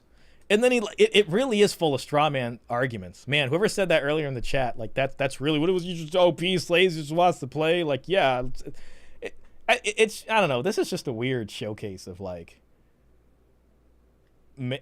honestly just shaming guys at this point. You could dig a ditch with that woman's nose. Oh my God, Robert. Rolls eyes, admits earlier that due to women working, incomes have become stagnant, etc. But at the same time says men just won't do the work. Like, exactly, what are you talking about? Then he mentions hoe math and doesn't even bring up hoflation. Talk about hoflation. Like how many hoe math videos did you see? Etc. But at the same time says men just won't do the work. So work harder for women who are worse than previous. Exactly. Generations. Yep. Couldn't have been put better. Like, yeah, like evolutionary biology and psychology. Women want to find a guy who's going to protect them from a bear. Are you that guy? Well, didn't women just get off Twitter talking about how they'd rather be in the forest with the bear than a woman?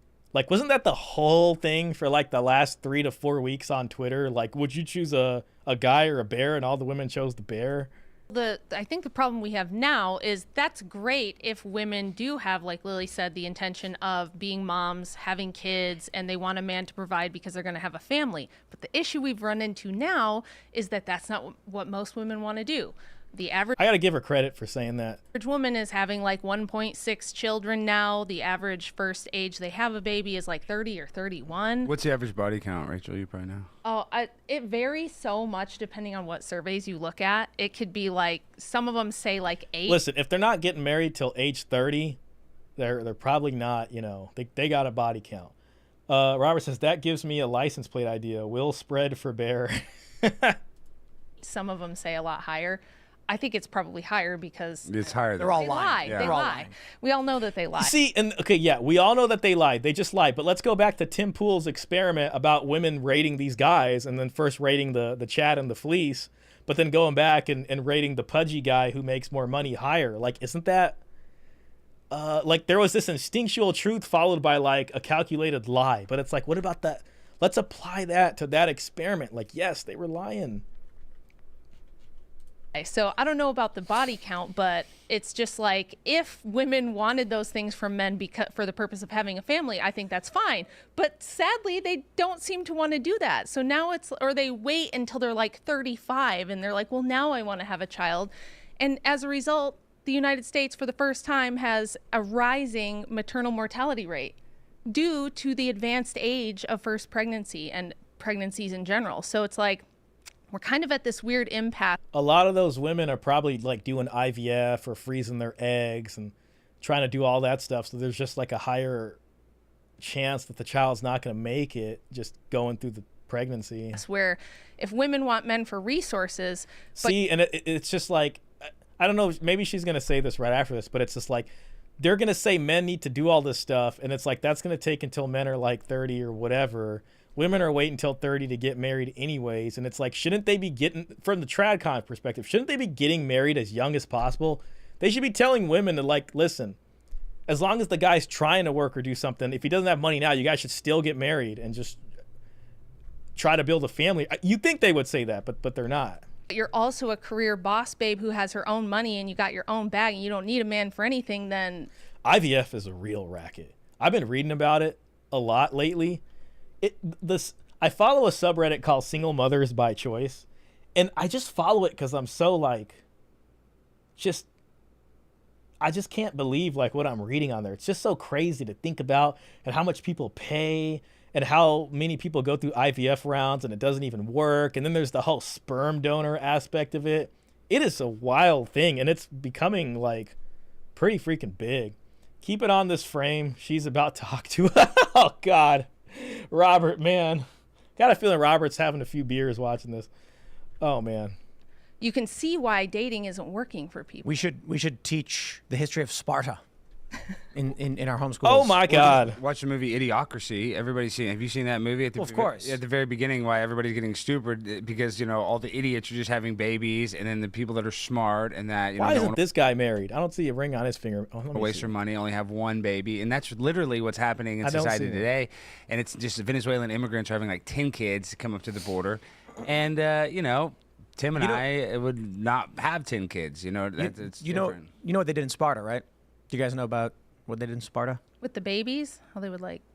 Well, I don't know. I've heard that they... Man, I've heard this Spartan thing before, and I just have a feeling Tim is not going to give an accurate picture of what Spartan society was really like. They would leave the baby out for 24 hours, and if it died, it deserved to die. Yeah. They're like, it was not strong. Yeah. Wow. They would just like leave it and walk away. But I'm not saying do that.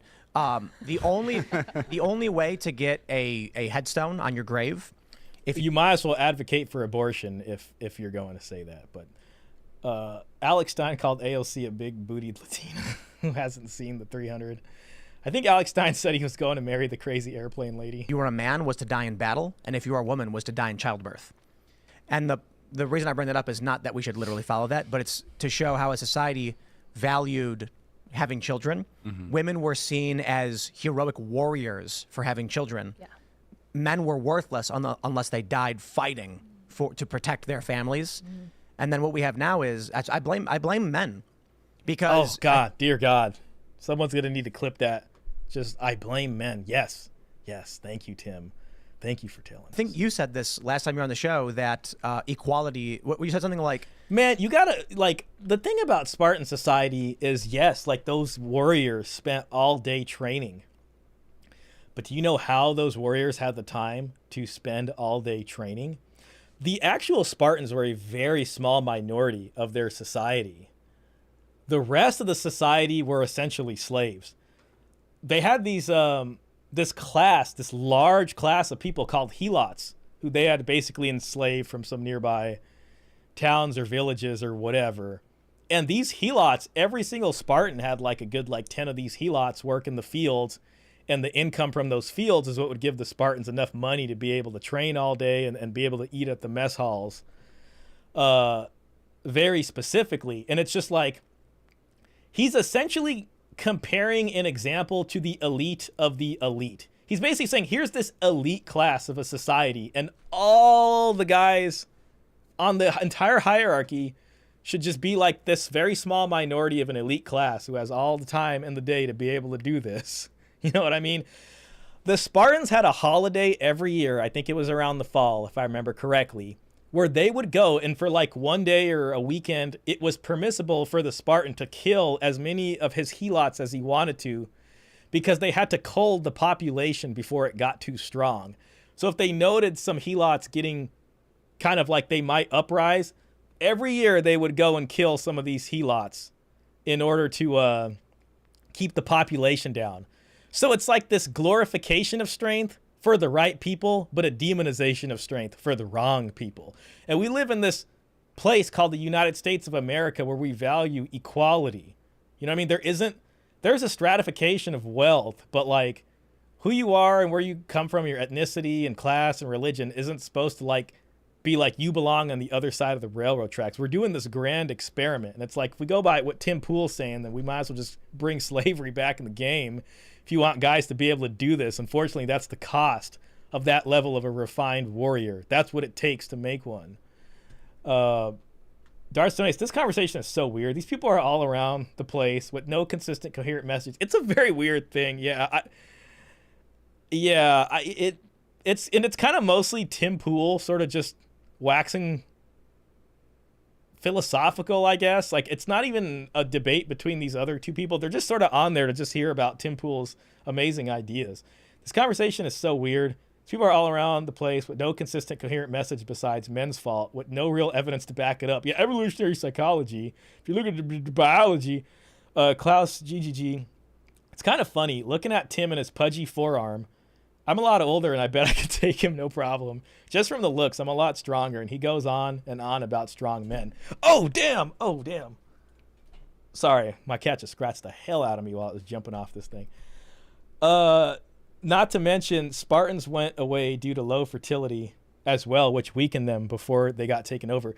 Yeah, that's true. Eventually it became very costly to make a Spartan. It took a long time, and it was very costly to make a Spartan. So over time, it just became unsustainable, and they eventually just lost. I think the helots finally uprose, had a successful uprising. And that was the end of that, Smaller gene pool. Yeah, there's a Spartans are cool. I get it. You know what I mean? They're cool. We all watch 300 and everything like that. But at the same time, it's like, you can sit there and be like, yeah, they glorified all these things. That's true. But there's a kind of dark underbelly of the society that also has to be there in order for like that to happen. I don't know. Maybe if like AI takes over and we get a bunch of AI bots doing all the work, and that actually gives you money to be able to be like that, and not just a small handful of corporations the money. It actually gives you, the individual. Maybe we could have a society like that in a way that's ethical, I guess. Equality is the choice of men. If at any point men decided, would you elaborate on that? Yeah, because men have the monopoly on force. Any notion of women's rights is going to have to be enforced by men. So any illusion we have that women have rights is men saying, yes, we'll go ahead and enforce those rights. So this is an interesting argument, and I hear Andrew talk about that a lot. He talks about men, essentially all women's rights come from men essentially upholding them. And if men all tomorrow decided women didn't have rights, they wouldn't have rights, which is true, but men have the monopoly on force. However, men constantly fight each other. I mean, Tim Pool just said 80% of men are essentially worthless, and he will mock them, and they deserve to fail and be out of the gene pool. So that gives you an idea of how like men think, and it's just like, yeah, but women get their rights by playing men against each other. You know what I mean? And so it's not as easy as like, yeah, men have the force, and if they all decided to like tomorrow do that, well, how did we get here in the first place then? And the fact is that like someone is going to freaking fold and start the infighting again, because women have, you know, a monopoly on, I mean, I don't know if it's a monopoly, but it's like women are the fairest sex. I mean, you know, I think that's true to some extent, and they got their ways of, you know, making men play men against against each other. So rights for you. And you're right. I mean, if you read my book, it was like progressive era industrialist men who tend to be like your beta type of guys. Gay men is what you're trying to say. Well, they tend to be, so like think of Bill Gates, right? Not the most alpha dude, but very smart, became very successful and wealthy and rich. And it becomes Revenge of the Nerds to a certain degree, I think, where it's like for that type of guy, it's advantageous to have women's liberation, because that's how those guys, at least they thought, we're going to get this sex with no strings attached if we do this sexual liberation stuff. And what they are finding out is that's not the good deal that they thought it was. But for a lot of guys, it is. For the top 20th percentile, yeah, they're getting free sex whenever they want with no responsibility. And like feminism has greatly benefited like a lot of guys, like the top 20%.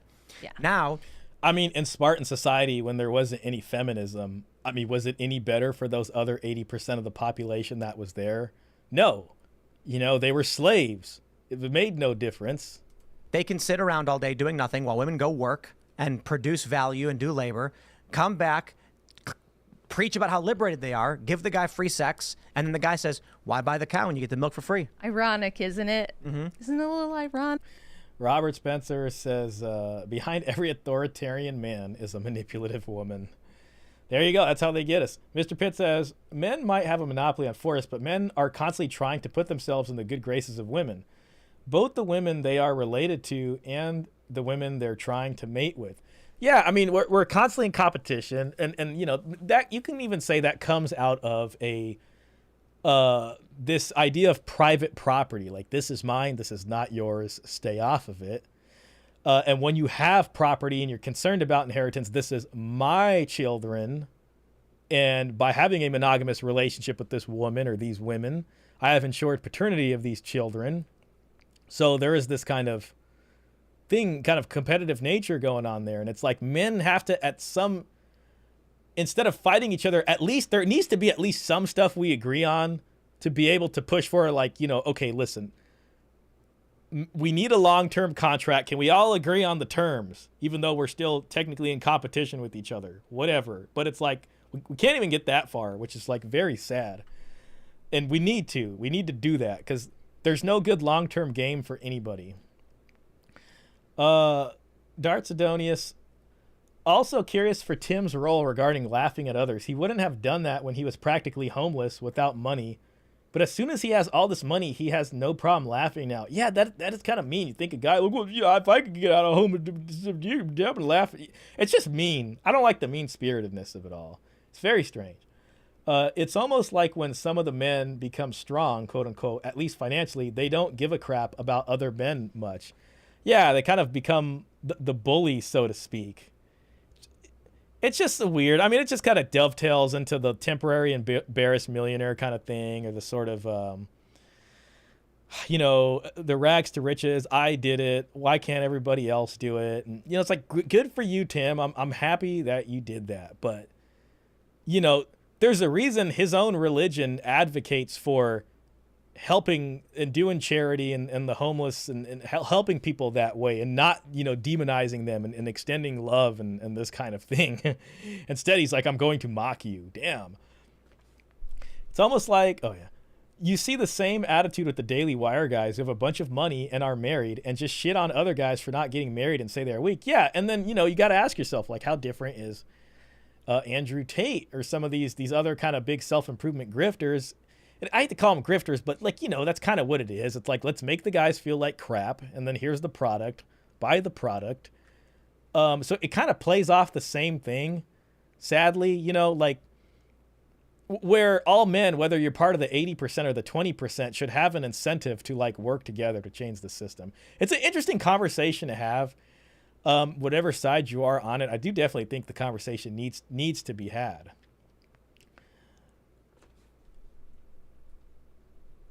Christian says a lot of these tradcons love talking about weak men without knowing that they are the ones who caused this problem to begin with. Yeah, when you take away authority from men, especially through marriage and everything else, like how can you is Tom Brady a weak man? You know, like at this point, maybe all a red pill guy or someone could say is like, oh, he was blue pilled. And if he used dread game enough, you know what I'm saying? And held masculine frame, then, you know, his wife wouldn't cheated on him with the BJJ instructor or whatever. But it's just like at a certain point, the reason you get married is to have some protections, maybe so you can be human for a little bit and not have to have, you know, constant masculine frame and all this stuff. I get it. Yes, you cannot cry to your woman. You're going to lose attraction. There is a little bit of like understanding how to have some cultivating attraction and seduction there. But at the same time, it's like, man, you know, you got to sleep in the same bed with each other and wake up and have breakfast at the same table. I don't know. It's just 30, 40 years. These people are talking about lifelong monogamy. You know, they are literally the weak men. They definitely are. Well, it's a war for masculinity too, right? It's like there's the Ben Shapiros, there's the Andrew Tates, and it's like Matt Walsh and the Daily Wire guys are going to want to smoke cigars around their table, emulating an Andrew Tate style cigar smoking and being like, no, a strong man is someone who wants to have a family and do all these things. And you know what I mean? And serve the community. And so they're just fighting over like who the strong man is. But the fact is that their definitions of strong men are just about getting guys to serve a utility value, you know, so that they can make money. And that's why they hate the MGTOW guys so much, because it's like they're not giving us anything. Like those guys, honestly, that is the most effective way, because we're not giving them our dollars at this point, and it frustrates them the most. iTrevor reminds me of the NIMBYs. Fudge, you got mine. Yeah. PUAs and blue pillars, you must behave the way women want you to behave at all times. Yeah, I mean, essentially that's what they're doing. They're just like, okay, women are attracted to this. Like, we're going to mimic that. And like, yeah, it's going to get you laid. You know, it will work. I mean, I'm not going to say the pickup guy isn't getting it in. You know, they are. And a red pillar will realize that too. Like, yeah, if you employ some of the red pill stuff and you're not a beta orbiter and you're not constantly just spilling your guts out to a woman, and you learn a little bit about how to, you know, talk smarter, how to cultivate attraction, you're going to get it in with some chicks. You really are. You don't even need to have that much money, honestly.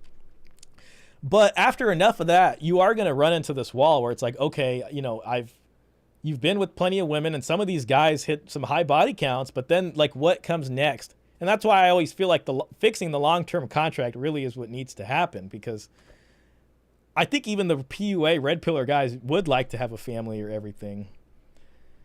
Oh God, Darstonius, I hate that play when a man fails, even though he has everything possible. And the PUA's response is, well, if he just had enough game, it wouldn't happen. Game becomes the magic spell that fixes everything.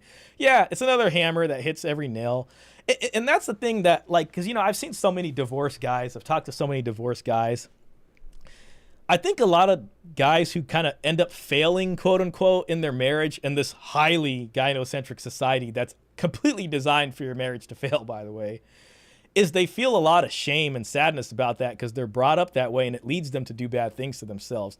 I wish guys had more of an attitude of like, you know, I'm going to try this, and I know I'm walking through the fire, and if it fails, I'm not going to beat myself up about it, because, I mean, I'm fighting against all odds at this point. So yeah, if she does divorce me, if she does cheat on me, whatever, at least I don't feel like I'm not you know, and it's a tough thing, but it's just like, I just wish guys didn't put that pressure on themselves, because it's so useless, and it's not really their fault in a lot of things, you know. But, you know, then Tim Pool's going to just laugh at you.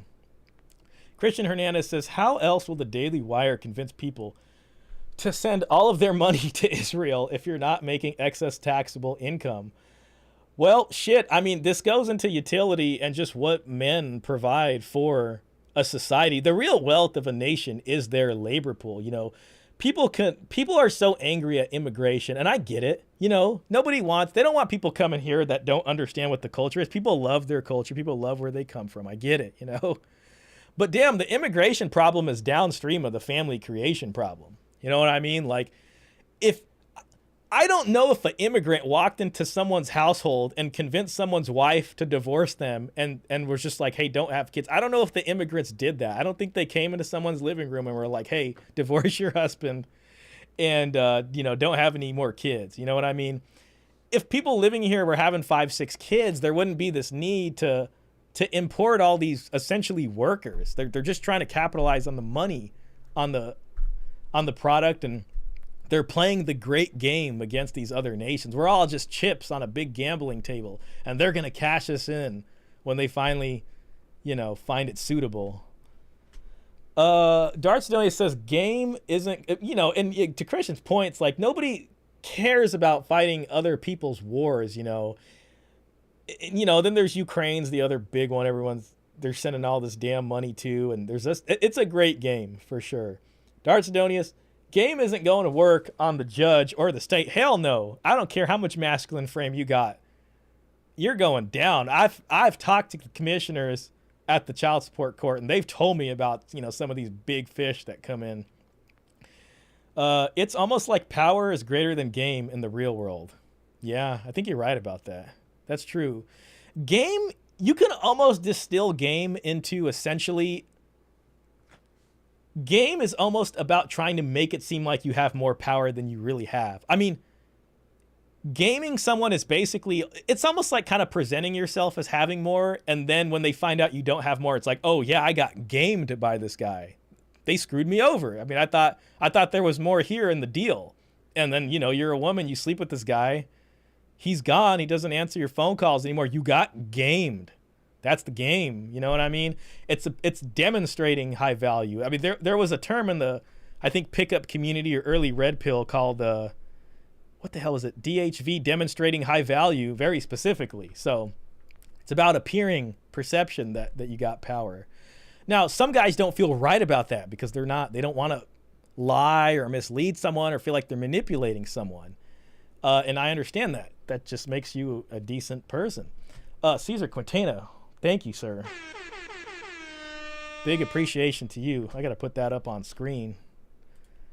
Tradcons are usually plan B guys. Tim Pool's old lady is in her 30s. Same with Michael Knowles. Damn, I didn't know that. Yeah, I'm not sure who Tim Pool's girlfriend is. That's an interesting, you know what? I'm going to look that up. I didn't realize that. Tim Pool's girlfriend.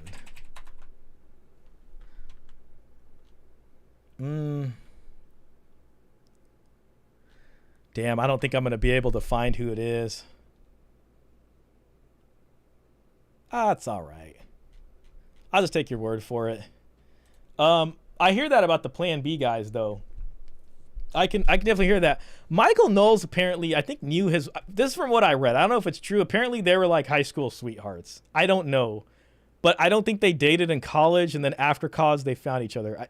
I would have to double check that. But I think that is the... No, they knew each other since kindergarten. I swear I read that somewhere.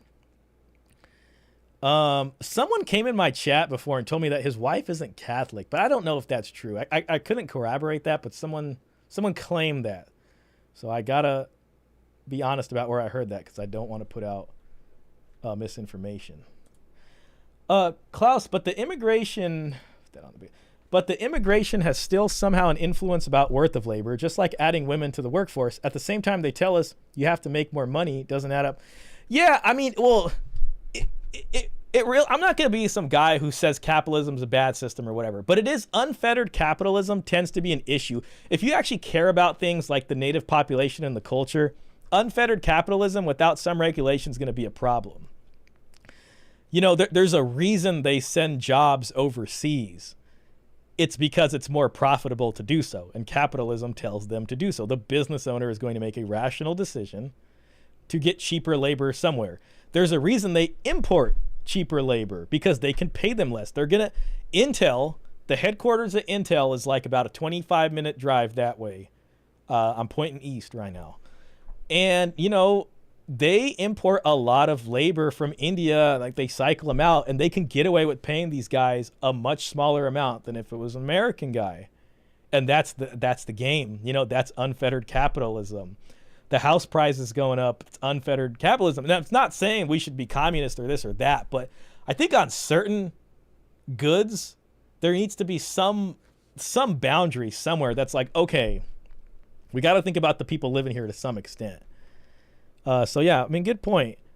At the same time, they tell us you have to make more money. Doesn't add up. Yeah, I mean, and because making more money just gets more tax income for them, more revenue for them. Game just helps you maintain stoicism while ship is sinking. That's a great way to put it. It just reminds me of the Titanic scene where like I think the band continues to play as they're going down. It's like, yeah, it's just about maintaining frame basically. Like the house is on fire, but you're not panicking. Christian, just be attractive. Don't be needy and don't be autistic. That's game. Yeah, I don't think, and you don't need to be like incredibly rich for that. You just got to have like some baseline, like have a car with 4 wheels that drives and like have a place to take her back to. You might even be able to use the back seat of that car. I mean, to be honest, no, you don't have to be 6 feet to do that. Isn't his girlfriend Lauren Southern? Is it Lauren Southern? I saw that on there, but I didn't know if that was a rumor. I did not know that. Lauren Southern, Tim Pool relationship. Girlfriend.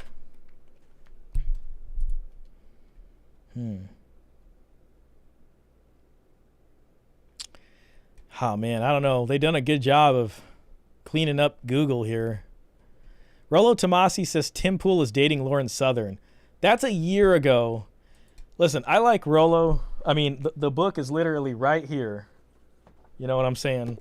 But there have been a few times where Rollo has said something that may not have been entirely true.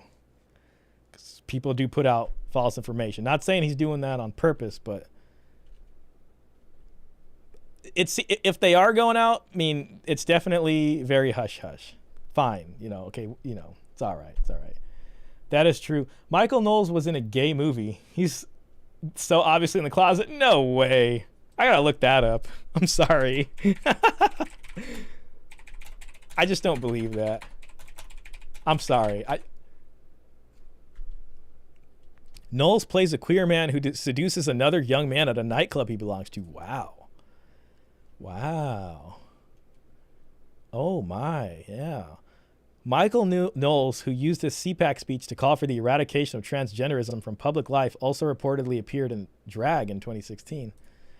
That's interesting. The Daily Dot reported on Monday that when Knowles was in college at Yale University in 2012, he starred in a student film entitled The House of Shades.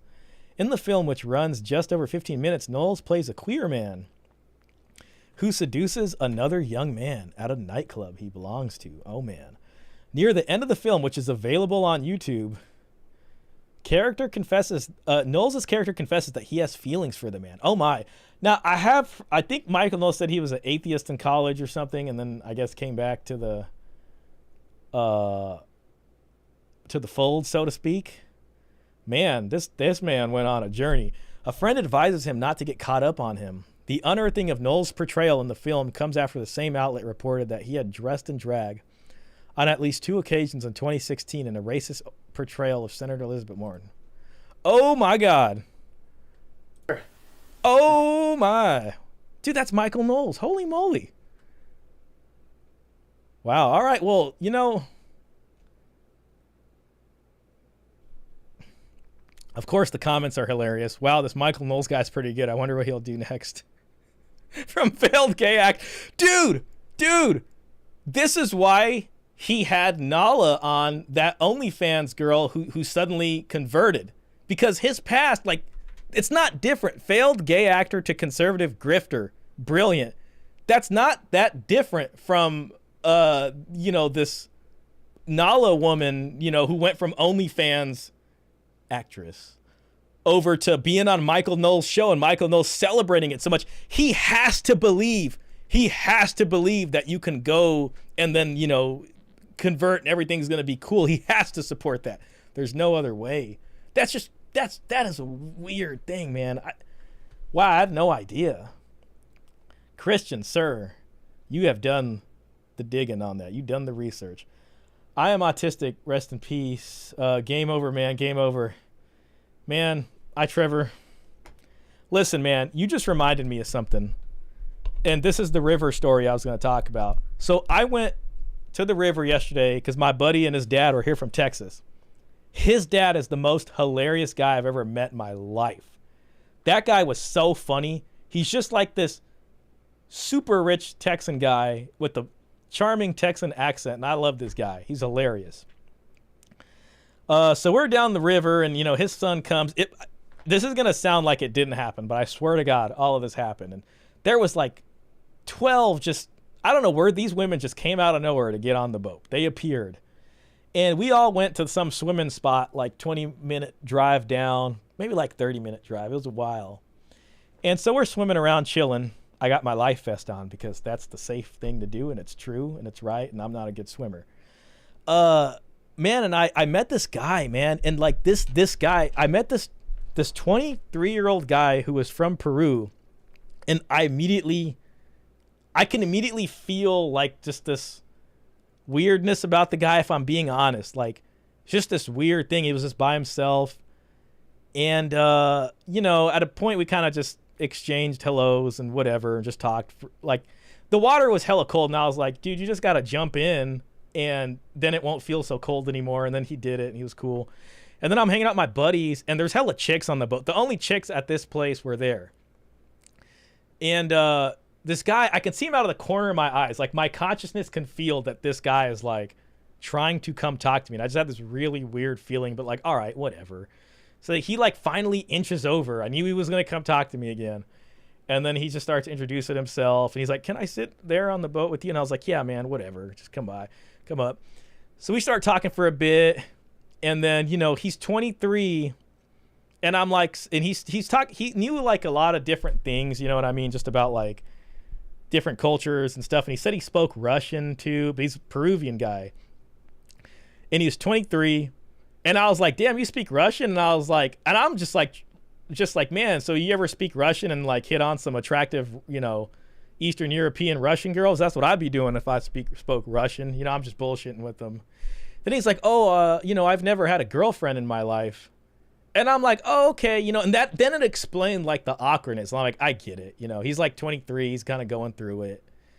And man, I don't know why. It just tripped me out. And I was like, listen, man, I was the same way when I was your age. The same way, you know, I didn't have a girlfriend, and it took me a while, you know. But the problem with this guy is that this guy could not, I immediately picked up he just could not take advice. Like, he just had an answer for everything. And he just wanted to sit there and philosophize, and it was just like killing the vibe. And it's like, man, dude, just chill out. But it was just this really weird thing. I was trying to tell him, like, you know, you got to meet some humans. He's just like, well, he's then pointing at the chick. They're all partying, and they're being, you know, they're being those kind of girls. I mean, they're on the boat. What did you expect? You know what I mean? And he's just like, oh, well, you know, because I'm just like, I don't know, maybe try dating apps. You might meet somebody, you know, who knows? Maybe you'll get a girlfriend. He's like, well, you know, but do you really want one of those girls that are like just, you know, doing this and that? And I'm like, man, you know, I get it. But at a certain point, like, it's either be alone or try to meet some humans and see what God gives you. And I was like, it's just like the water. You got to dive in. But this guy just had like an answer for everything. So after a while, I'm like, whatever, you know, good luck. We shook hands at the end. And I was like, good luck, man. I hope, you know, you find whatever you're looking for. Sorry, I just had to share that story. It's hella weird. And I also have hella pictures of my buddy's dad surrounded by chicks on the boat because that's my inspiration. Just funny as hell.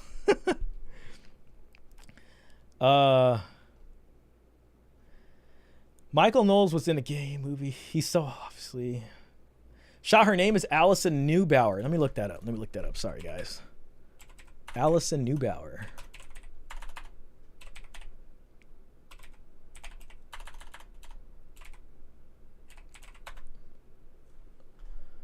Let me just type in Tim Pool, see what we get.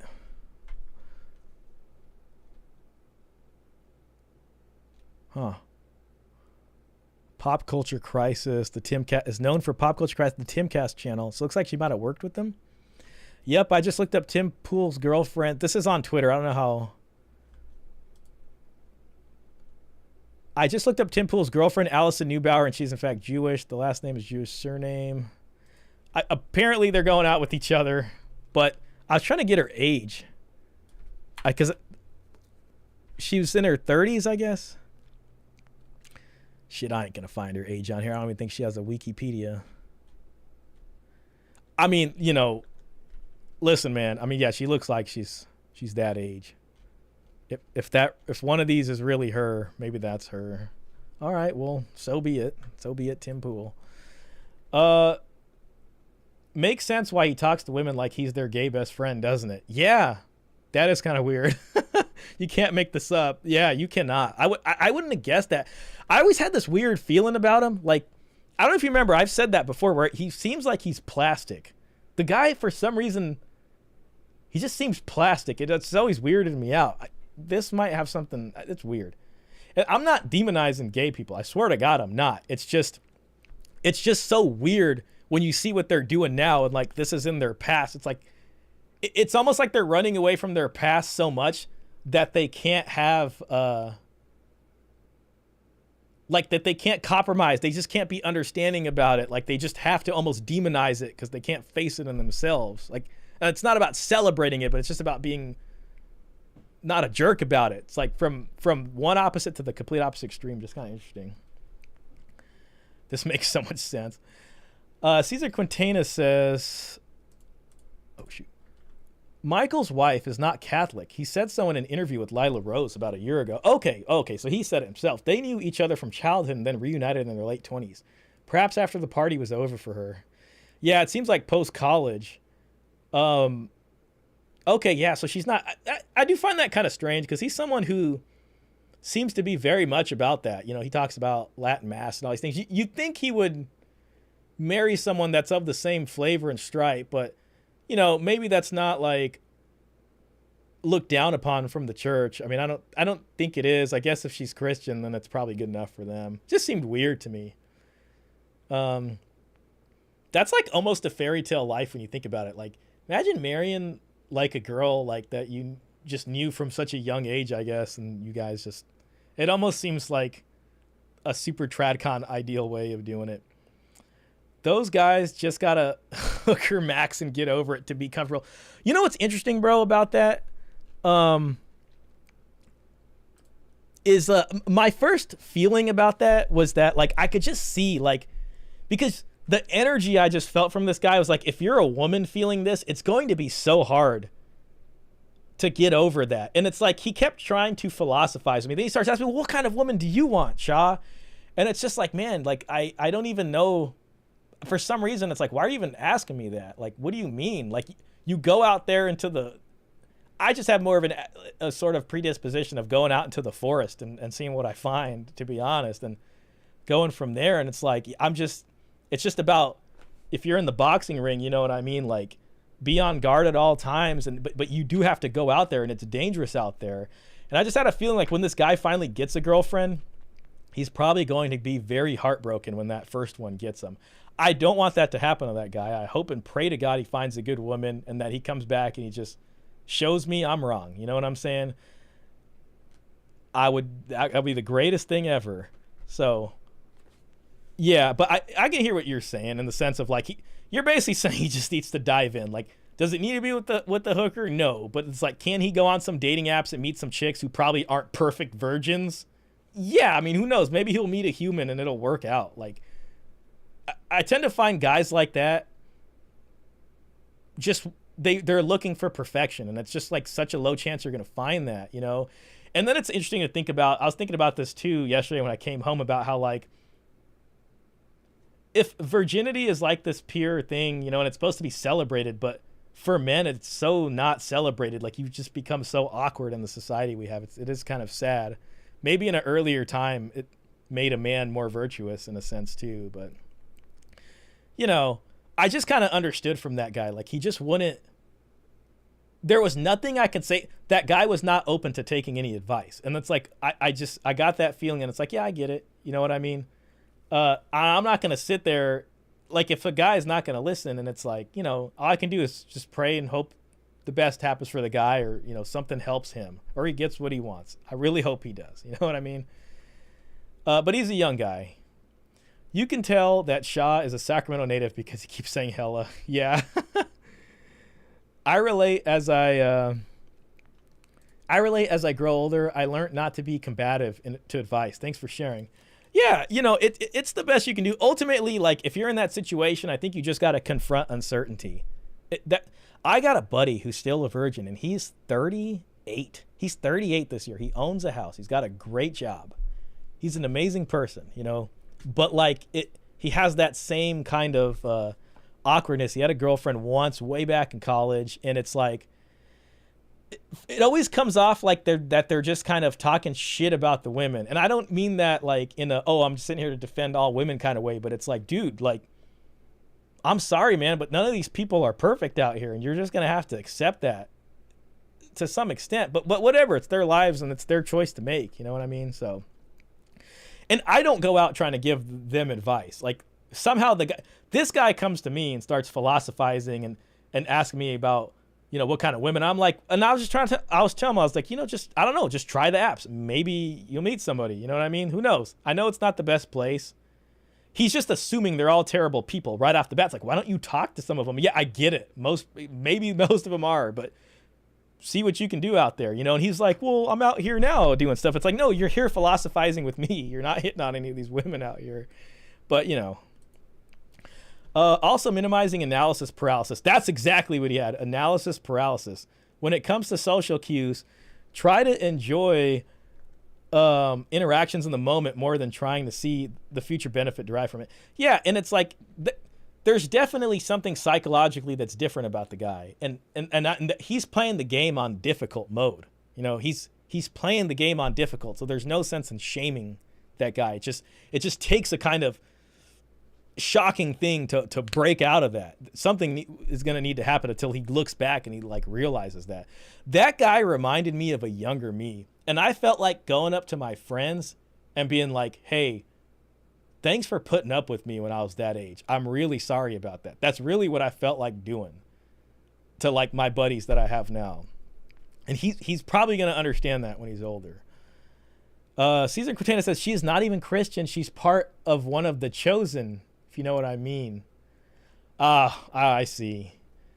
Oh, wow. Well, that's crazy. So she's not even Christian. Okay, so I'm guessing, so she's Jewish, I'm guessing. That's interesting. Michael Knowles is not married to a Christian wife.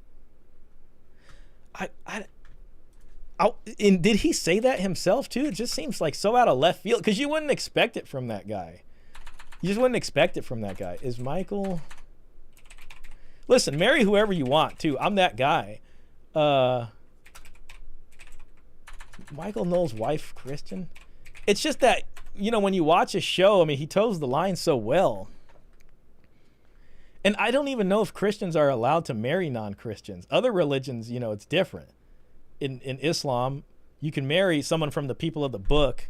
I get it. But, like, I don't know if it's the same in Christianity. He married Alyssa Mahler in 2018 and has 3 sons. I'm probably not going to be able to find it. Let's just be honest. Mahler.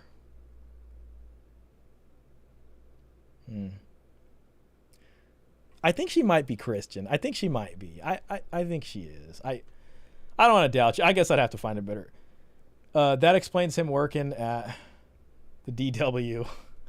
Yeah, man, Daily Wire has just kind of lost it lately.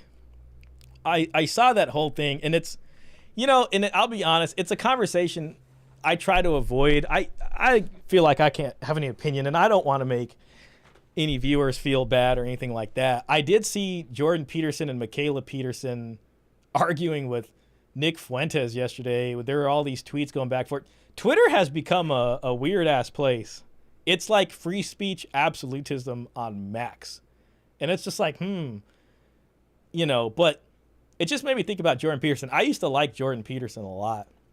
Like back when he was new, he really did seem like he was about helping men in the beginning, but I think ever since he signed with Daily Wire, he just kind of stopped talking about that stuff, and he's just more ingrained in this other stuff. And it's like, man, I'd like to think of Jordan Peterson at least like Darth Vader, where he still has some good in him, you know what I mean? And maybe he'll come back, God willing. So that's that. Let's see if we can pick up some of this more, and then, I'll probably call it here soon. We'll just hear a little bit more of this. I just want to hear a little bit more of Tim Pool stuff. Look at this. I asked ChatGPT. The average body count for a woman between 25 and 44 is 4.2. And for men, it's 6.1. And you know what that means? Fewer guys are having more sex. Yes, absolutely. And you have this giant bottom of the pyramid group of guys, like you said at the beginning, who are feeling left out and like they're never going to get a girl. They're going to burn the place to the ground. Yeah.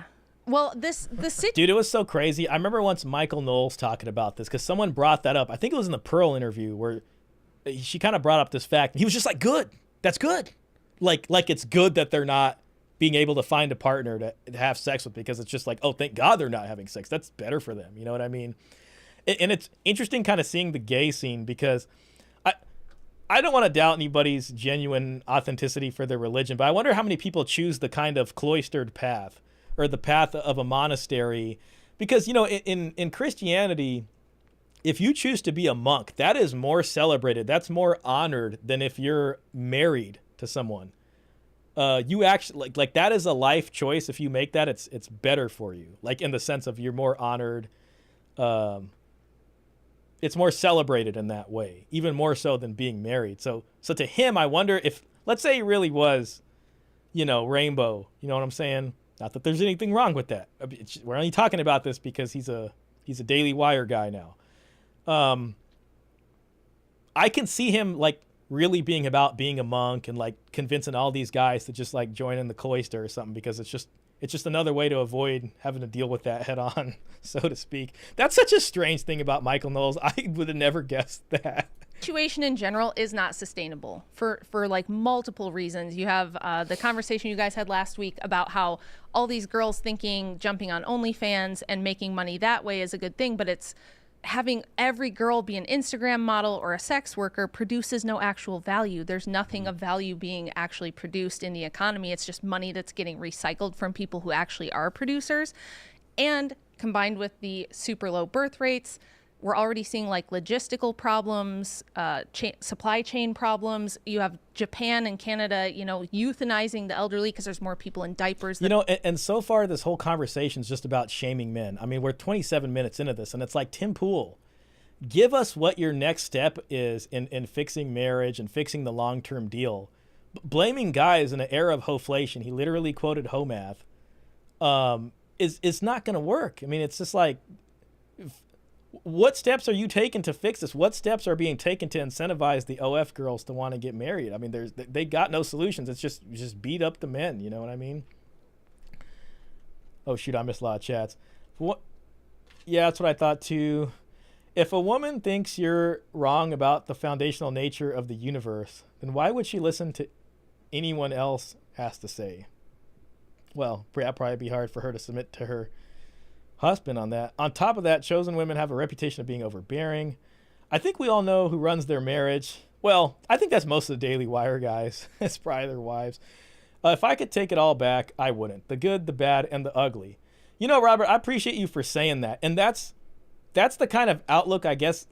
It's almost like we got no choice but to look at it that way. And it's at this point, I've dated a number of women, and man, I've had some rough times too, but I'm glad that they happened, and I'm glad that I learned stuff from them.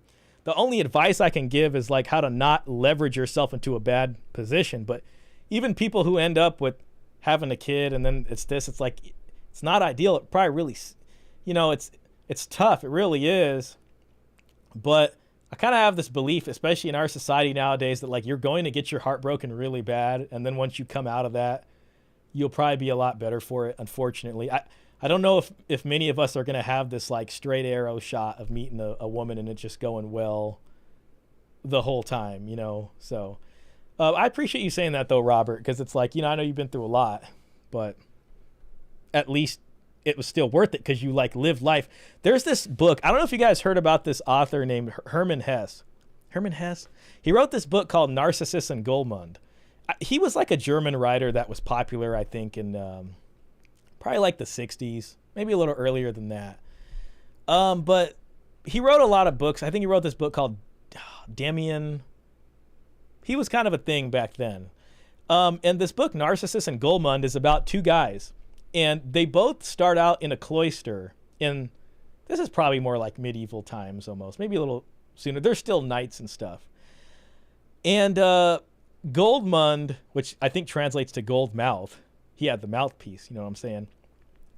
Goldmund leaves the cloister and Narcissus stays in the cloister. And the book is just kind of about Goldmund's life after he leaves the cloister, and he just sleeps with woman after woman after woman, and he's just traveling through Europe, place after place, woman. He just lives this full life. And then towards the end of it, he like seduces this knight's wife. It's a funny book. And he gets caught basically in her chambers. And the knight's about to have him executed, and somehow Narcissus, who's like high up in the clergy now, is in the town and basically like gets the knight to spare him, and then him and Narcissus have this kind of conversation, and like Goldmund doesn't regret the life he's lived, and you know, he still kind of sees it as more even enriching than Narcissus, who's been at the cloister the entire time. It was a pretty interesting book. I mean, that you can say that might have been influential on me a bit, but Narcissus and Goldmund. I didn't really start reading a lot till after I graduated college, as crazy as that sounds. Here it is. I love this book, by the way. I mean, I don't know. It's just an interesting book. Narcissus and Goldmund is the story of a young man, Goldmund, German for Goldmouth, who wanders aimlessly throughout medieval Germany after leaving a Catholic monastery school in search of what could be described as the meaning of life. Narcissus, man, what's she doing? Oh, there she goes. All right, you causing trouble? She's causing trouble. Narcissus, a gifted young teacher at the cloister school, quickly benefits Goldmund, as they are quickly befriends Goldmund, as they are only a few years apart, and Goldmund is naturally bright. Goldmund looks up to Narcissus, and Narcissus has much fondness for him in return. Sorry for reading all this to you guys. It's just an interesting book, and it's taken me down memory lane. It's been over a decade since I've read this. Klaus says, man, if we get another Crowder case with Knowles as main character, that might be really interesting. Yeah, if he's really harboring a dark secret like that, it can almost be a marriage of convenience. I would almost say a marriage of convenience has a better chance of survival in our current outlook than a natural marriage at this point. But, you know, time will tell. Goldmund looks up to Narcissus, and Narcissus has much fondness for him in return. After straying too far in the fields one day on an errand gathering herbs, Goldmund comes across a beautiful gypsy woman who kisses him and invites him to make love. This encounter becomes his epiphany. He now knows he was never meant to be a monk. With Narcissus's help, he leaves the monastery and embarks on a wandering existence. Goldmund finds he is very attractive to women and has numerous love affairs. After seeing a particularly beautiful carved Madonna in a church, he feels his own artistic talent awakening and seeks out the master carver. Oh yeah, that's what he does. So he learns how to be a really good sculptor, which might even be a metaphor of like a man sculpting his life or something. I'm not sure how that literary device might have worked. With whom he studies for several years. However, in the end, Goldmund refuses an offer of guild membership, preferring the freedom of the road. I think this book might have been written around times of like where nihilism was kind of something that was back in the fray. When the Black Death devastates the region, Goldmund encounters human existence at its ugliest. Finally, after being imprisoned for having an affair with the wife of the city governor, okay, it was a city governor. I swear he was like a knight or a lord or something, and condemned to be executed, he is saved by and reunited with his friend Narcissus, now an abbot. The two reflect upon the different paths their lives have taken, contrasting the artist with the thinker. Yeah, that's a good story, man. It's not often I find a good, I don't know. I need to read more. Which is interesting because that was written by a German guy as well. So, wait, I think Siddhartha was written by Hermann Hesse. Hold on, let me look that up. Robert, I think it's the same guy.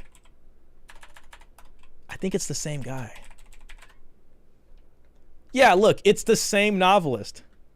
You read Siddhartha? That was one book I did want to go back and read because I remember when I found Narcissus and Goldmund, the key was that he, that was kind of his thing. Oh, here we go. She's causing trouble.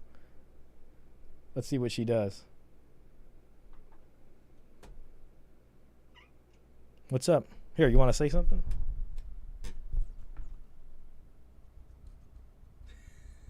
Sorry, guys. I can't resist it. All this footage is like meaningful to me because someday I can look back on it and be like, oh, that was my cat. And just for the record, I swear I'm a dog guy, but she just ended up outside of my house one day and now she lives here. So that's kind of the situation.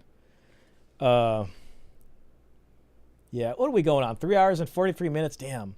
I don't know why I have so much energy tonight. It's like I can keep going on this Tim Pool interview. She wants you to end stream. Yeah, I think that's going to be the key here. I know I've been going for a while. Man, she's such a good cat. She's so cool. It's my buddy. Yeah. There you go. Cats are so freaking cool. So are dogs too, though, man. Yeah, I should probably call it soon. I appreciate everybody who hung out tonight, man. It's a fun stream. I actually really enjoyed it. And sorry about rescheduling it for Sunday, man. I'm supposed to stick with the Sunday stream, but my buddy... Hey, can I tell you guys another funny story about what the older Texan guy said? So there was a moment where we stopped the boat and we went to this restaurant, basically so the guys can get some drinks. This older guy needed some drinks. And it was so funny. This guy is like a wealthy guy and he's been like all around the world. So he starts telling me about like Dubai and how like this must have been like back in the day. I don't know. But he starts telling me about how like back on his trips in Dubai, there'd be like a bunch of like 304s basically flying in and out of Dubai. And he was like, basically every 30 days they had to leave because their they would need to fly them out. So they had like a private airline that would fly in these women, that they would fly them out before the 30-day counter and then would fly them right back in. And then they can get their visa stamp for another 30 days. And in his Texan accent, I swear to God, it was so funny. He was like, we used to call it whore air. I started laughing my ass off. I was like, what? Whore air. It's just so funny hearing that from an old timer. We used to call it whore air. They're flying them whore. I've seen them from there. That guy was so funny. He's like my new hero. Hey, quit showing your ass to the camera. I know we're talking about 304s and everything, but come on now. Gotta have some decorum. Catzilla in the house. There you go. Come on. Come on. I know. She's kind of, you know what's interesting about her? So she's kind of she's not a full tabby cat. Oh, shit. Come on. Quit. If you look at the bottom of her toe, one of them has a different color, if you can see that. And then if you look at her fur, my bad, she's part like orange cat. And I heard orange cats are hella weird. Like they just cause trouble, and she certainly has something like that in it. So anyways, guys, yeah, check out Narcissus and Goldman. We learned a lot today. That Michael Knowles thing was wild. And I hope you guys learned a little bit of factoids about no-fault divorce and why it happened. And the beginning of she's biting me. And the beginning of the United States and how at-fault divorce was created. I don't think we need to finish this Tim Pool thing. Maybe we can look at some of the comments and just oh damn, she biting me. Oh my God, look at the comments here. Rich dudes saying struggling middle-class dudes need to just get richer to find women is crazy. Tim needs to stop acting like there aren't tons of fit guys with good jobs who are still getting ignored. Thank God. I'm ending stream right now, I promise. But this just makes me happy. Just that like people are getting it. Tim is so far off on this issue. He has no clue what he is talking about. Thank you. Turns out women doing whatever they want was not in their benefit. Thanks, Shah. I love the stream. Man, I appreciate you guys being here. I feel like it's my duty to hit the upvote on all these comments. Tim is not wise. He doesn't understand. He is a simp, and he would be quiet if Pearl was there, like the last time. Yep. When did raising a functional human being become secondary to a woman's career? Rachel is the only one with the perspective worth hearing on this show. That's true. Rachel dropped a lot of facts about feminism. About time someone speaks up. everyone should have had Lily's back when she got fired for saying, I don't know about that one. Anyways, guys, we will see you. I appreciate you guys being here. And next week, Saturday, 7 p.m., I'll be back. And I make this promise to you guys every week, but I am off the painkillers now because the wisdom teeth are feeling better. I'll try to get you guys some dedicated videos.